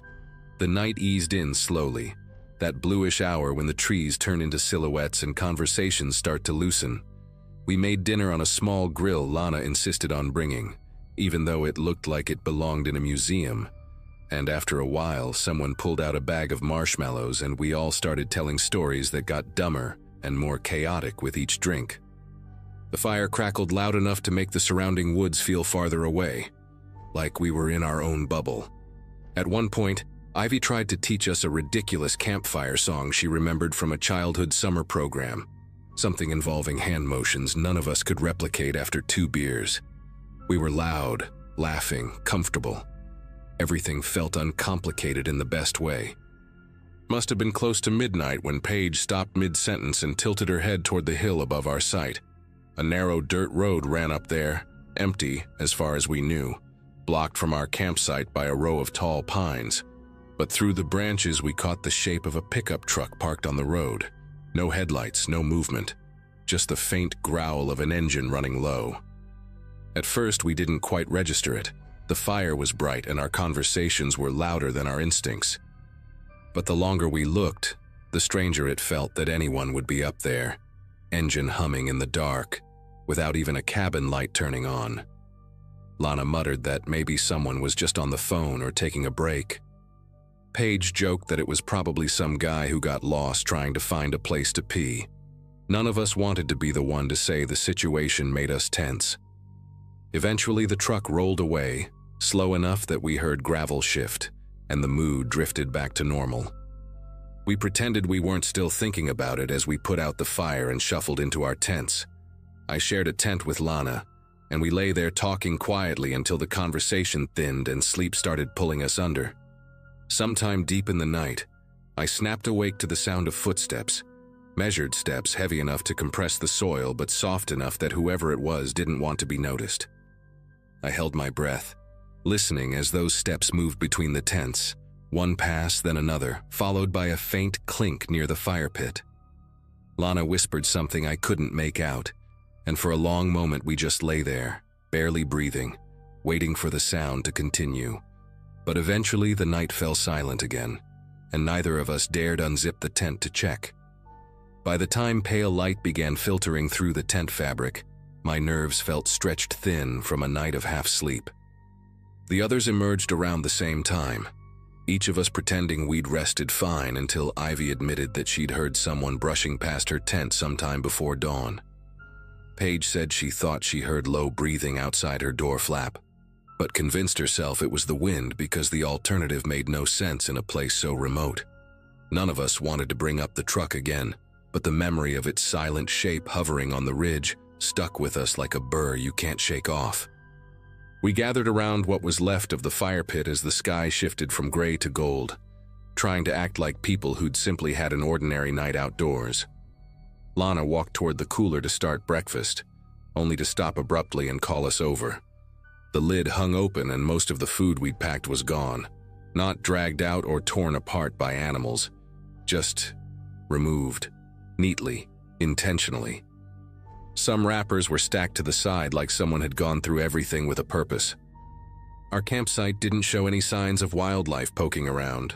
No claw marks, no scattered trash, no tracks that looked like anything but boot prints.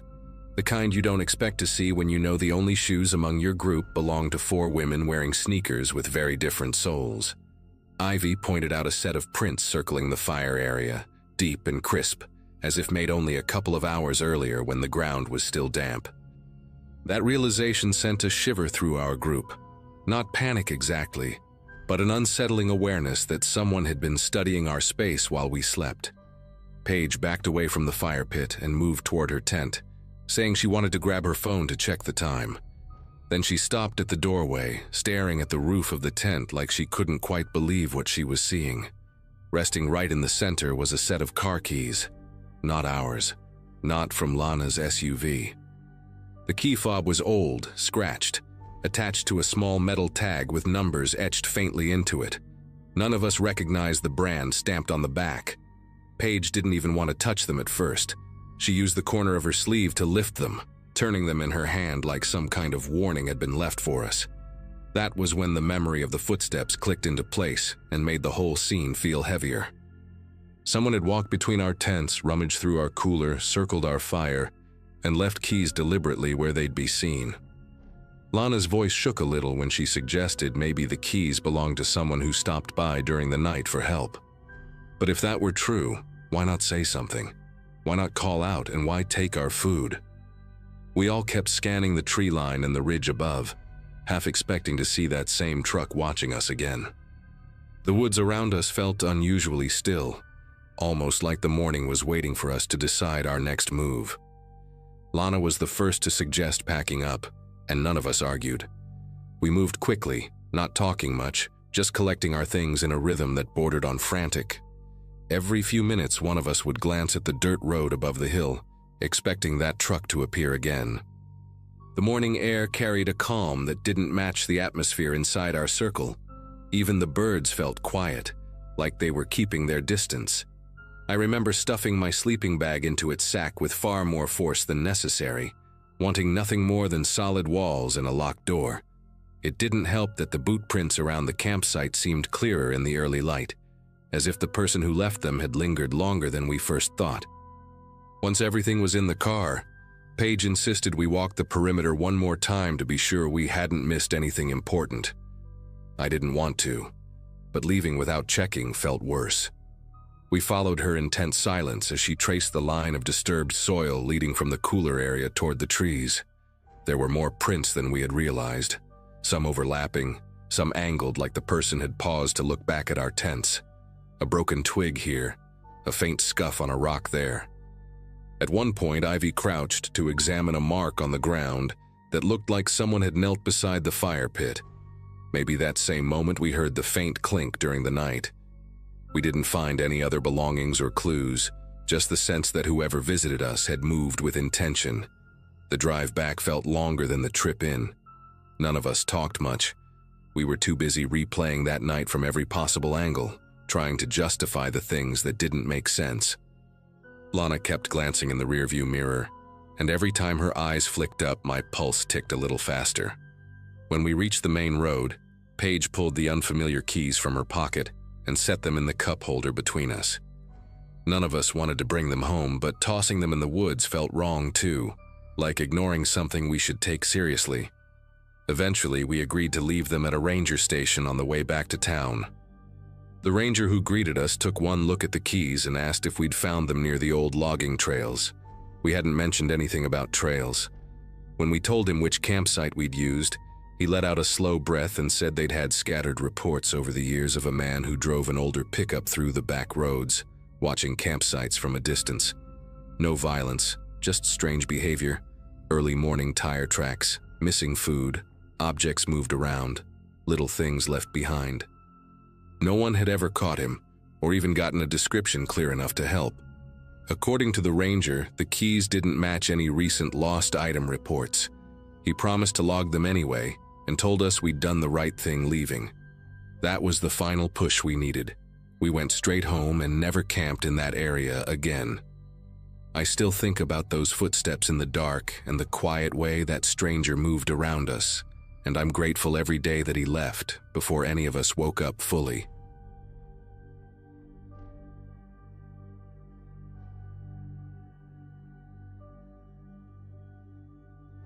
Camping at Pine Hollow State Park with my younger sister, Emily, was supposed to be a break from the noise of our everyday lives. I had just switched jobs, and she had taken a few days off from her internship, so disappearing into the woods felt like the right move at the time. We picked a small, isolated campground near a lake, the kind of spot where you can hear water brushing against the shore if everything else stays quiet. The evening felt peaceful enough. Soft breeze, fire crackling, the smell of pine settling around us. Nothing that hinted anything strange was coming. We talked about work, about our parents, about how we both missed summer trips we used to take as kids.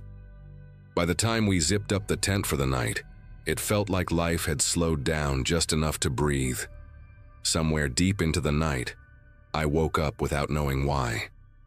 It wasn't cold, and there wasn't any obvious noise at first, just the usual nighttime sounds. Branches shifting, insects humming. Emily was asleep next to me, curled inside her sleeping bag. I was about to lie back down when a faint whisper crept through the fabric of the tent. It wasn't wind, and it wasn't some animal moving around. It was a voice, low, quiet, dragging the syllables like someone trying not to be heard. And it said my name. Not shouted, not spoken normally. More like someone right outside our tent trying to get my attention without waking anyone else in the world. I thought I imagined it. I held my breath, listening, trying to figure out whether it was coming from the lake or the trees behind us. Then it said Emily's name, in that same breathy, drawn-out way. My sister stirred a little, like she was dreaming, but she didn't wake up. I leaned closer to the tent wall, trying to see if someone's shadow would show through the fabric, but there was nothing. No footsteps, no crunch of leaves, just that whisper slipping between the trees, repeating our names like whoever it was knew exactly who we were. I told myself some campers nearby must have overheard us earlier and were messing around. It was the only explanation that didn't make me want to unzip the tent and run. In the morning, we walked the whole campground expecting to find a group of teenagers laughing about their brilliant prank. But every site was empty, not just empty, untouched. Picnic tables with a thin layer of pollen, charcoal grills without a single ember, fire rings that hadn't been disturbed in days. When we reached the small trail office by the entrance, the ranger checking his inventory told us we were the only people who had checked in the night before. His tone was casual, but he gave us a look like he was waiting for us to mention something. When I finally asked if he'd heard anything strange during the night, he paused just long enough to make my chest tighten, then said, "Visitors sometimes report voices in the woods, calling them by name, and that it usually happens right before someone vanishes on one of the trails." We tried to laugh it off as we walked back to our campsite, but the ranger's comment hung in the air like humidity before a storm. Emily kept glancing toward the tree line, the way you do when you feel like someone might step out at any second. I kept trying to think logically. Maybe the ranger was just trying to scare us into staying on marked trails. Maybe he exaggerated the stories. Maybe the whispers were just the wind shaping itself strangely through the branches. But none of those explanations lined up with the fact that the voice had used our names, spoken clearly enough that I recognized the exact tone. As we cleaned up the campsite and decided to take a short hike anyway, I kept replaying that whisper in my head, trying to convince myself it wasn't as clear as I remembered. The trail we picked was quiet in a way that didn't match the early afternoon light. Birds weren't making much noise, and even the leaves overhead seemed still, as if the whole forest was waiting for something. Emily walked ahead of me, pointing out weirdly bent trees or tracks in the dirt, trying to distract us, but neither of us could completely shake the tension crawling between us. At one point, we reached a fork in the path, and a wooden sign pointed left toward the overlook. I suggested going that way, but Emily hesitated. staring into the cluster of trees on the right trail as if something there had pulled her attention. When I asked what she saw, she said she thought she heard someone whispering again, this time farther away, like a distant voice threading through the undergrowth. We stood there for a minute, listening, but the woods were silent. I told her it was probably just her nerves reacting to the ranger's story, and she nodded, though she didn't look convinced. We kept going toward the overlook, and for a while things felt normal again. The air smelled like sun-warmed pine, and the trail opened up just enough for light to spill through. But as we got closer to the viewpoint, something shifted around us. Not a noise, not a movement, more like the forest had gone quiet in a way that felt intentional. Emily slowed until she was right beside me, and I noticed the tiny hairs on her arms standing straight up. She whispered my name, not to get my attention, but to ask a question without saying the whole sentence out loud. Did I hear it too? At first, I thought she meant footsteps or branches moving, but then the same low whisper from the night before drifted toward us from the trees off the trail. Only this time, it didn't sound like it was calling from outside a tent. It sounded like it was standing somewhere between the trunks, as if someone was hiding just out of sight. It said my name once, then hers, letting each syllable drag through the quiet afternoon. Emily's grip tightened on my arm, and every instinct in me pushed to get her away from that stretch of forest. We stepped backward, slow at first, then quicker, not turning our backs to the trees until we reached the fork again. Whatever was in those woods knew who we were. And it didn't sound confused or lost. It sounded like it wanted us to follow. Back at the campsite, we didn't even sit down. We threw everything into the trunk of my car with the kind of coordination that comes from shared panic, neither of us needing to say much. The woods around us felt different from the night before, brighter but somehow heavier, as if the sunlight was just a thin layer stretched over something waiting underneath. I kept expecting to hear that whisper thread between the trees again. Emily kept glancing toward the narrow path that led down to the lake, as though someone might walk up from the shoreline at any second. We weren't talking anymore. Every few seconds, one of us would pause and listen, trying to catch any sound that didn't belong. Even the breeze pushing through the pines seemed too quiet. Once we were in the car, the relief was short-lived. The road leading out of the campground cut through a long stretch of dense woods, and the trees leaned close on both sides like they wanted to hide whatever moved beneath them. I focused on the dirt road ahead, but Emily suddenly said my name in a timid, wavering voice I hadn't heard from her since we were kids. She pointed to her phone. She had no signal, but the lock screen kept turning on by itself, displaying a dark, blurry image, as if the phone had snapped a photo from inside her pocket. The picture showed nothing obvious, but the background looked too much like the trail we'd taken earlier. She swore she hadn't touched the camera. I didn't know what to tell her. All I knew was that we had to get out of those woods fast. When we reached the ranger station again, the same man from earlier stepped outside before we even parked, like he already sensed we were coming back. I told him, without much detail, that we'd heard something again on the trail and didn't feel safe staying. He studied us for a moment, then said quietly that people who hear their names in the forest usually describe the same thing, a voice that seems close but never shows itself. Some say it sounds like a family member. Others say it mimics the exact tone of someone they know. And according to him, every missing person case in the park started with that same detail. He advised us to go straight home and not linger anywhere alone between the trees. The certainty in his voice left no room for argument.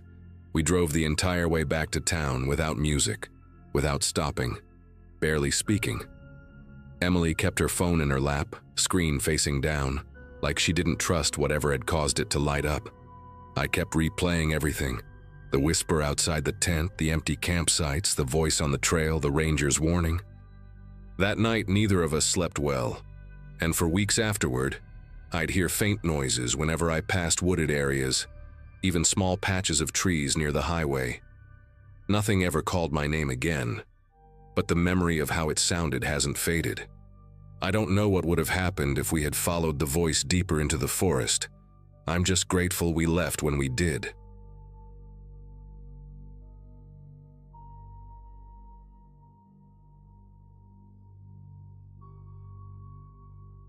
Mornings at that campsite felt like a break from everything I'd been dealing with at home, and that was the whole reason I'd gone out there with my dog, Milo. I was 16, stubborn, and convinced that a few quiet days in the woods would clear my head before school started again. Milo was the kind of dog people remembered. A reddish mutt with mismatched eyes and a strange habit of tilting his head like he understood full sentences. We'd been on that trail before, but this time the place felt heavier, like the air carried some kind of tension I couldn't pin down. I kept telling myself it was just because the campground was quieter than usual, with only one other spot occupied way down near the stream. I spent most of that day wandering around the area, letting Milo sprint ahead and catch scents, while I tried to settle into the idea of having actual peace for a bit. By late afternoon, the weather had shifted in a way that made the woods seem older, almost watchful. Milo kept pausing, staring toward the thick line of trees behind our tent with his ears pinned forward. Normally he was fearless, the type to chase after any sound without hesitation, but he kept circling close to me like he wasn't sure about something. I tried to laugh it off and tossed him a treat, thinking maybe he was just tired from the hike earlier.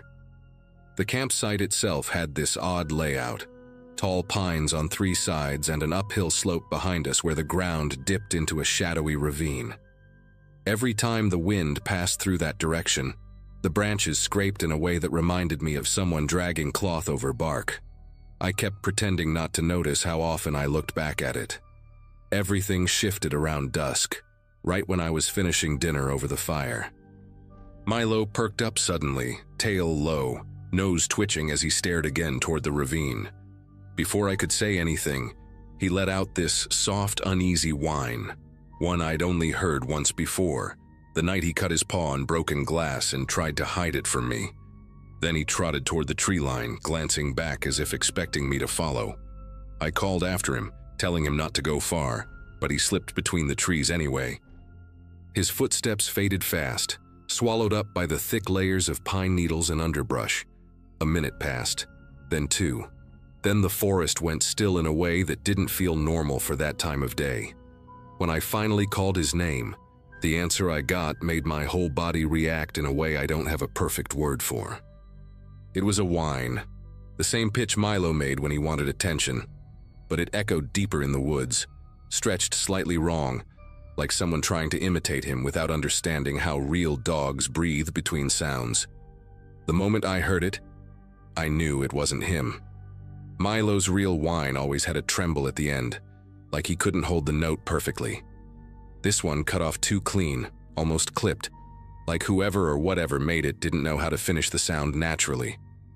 I stood there, staring into the dark patch of trees where the response had come from, feeling this rising certainty that I shouldn't step closer to it, no matter what. I kept calling for Milo, but the woods stayed quiet except for that one strange response I couldn't get out of my head.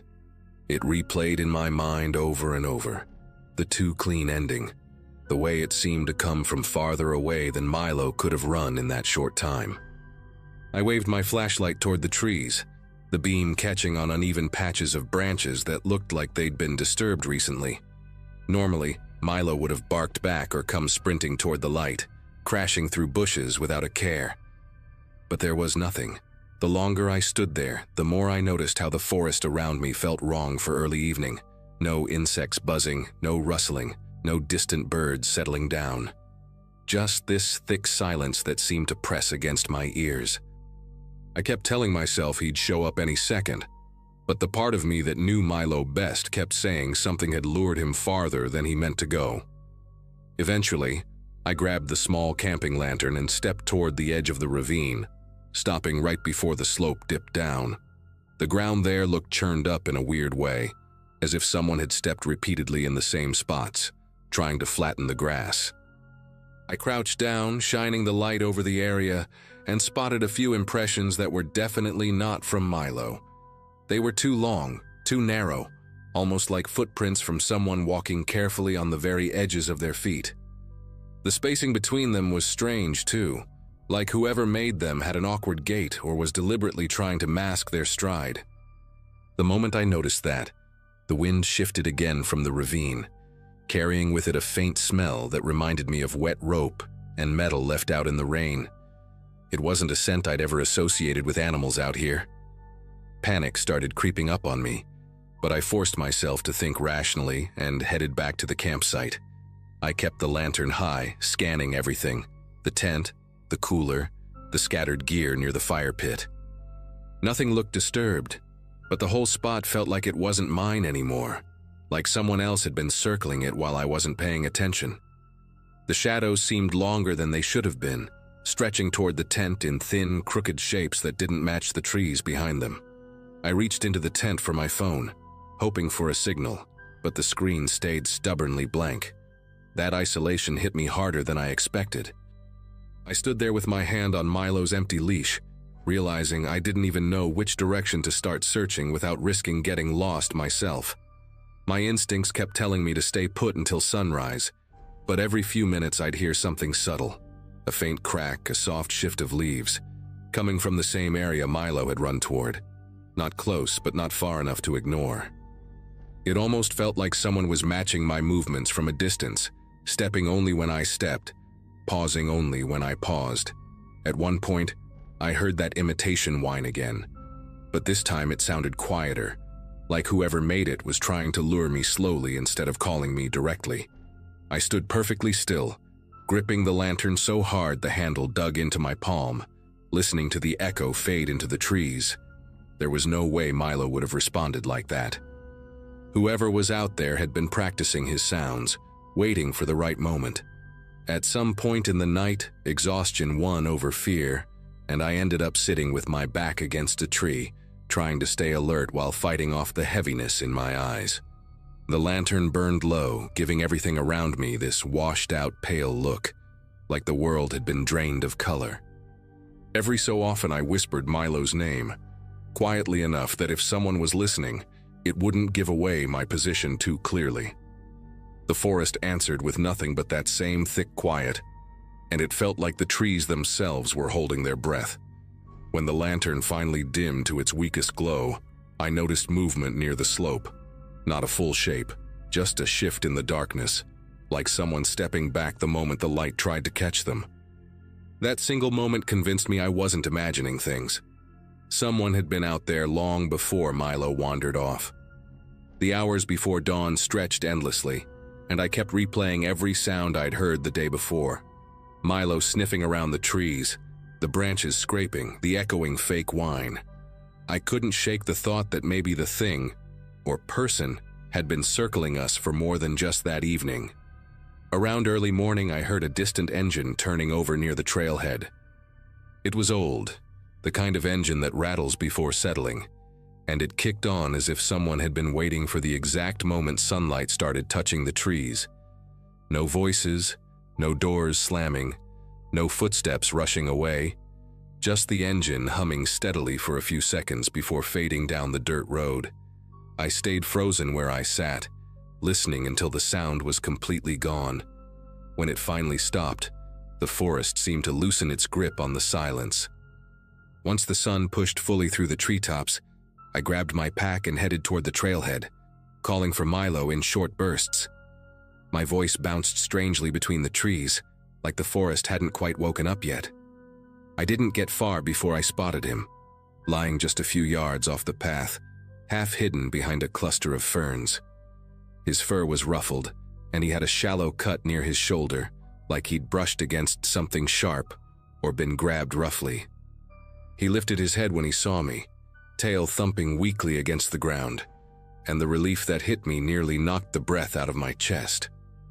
I wrapped my arms around him, checking him carefully. His injuries weren't deep, but he looked shaken in a way I'd never seen before. He kept glancing past me toward the woods, as if expecting something to step out. I carried him back to the trailhead as fast as I could, and that's when I noticed something I'd missed earlier. Tire tracks that didn't belong to any ranger vehicle.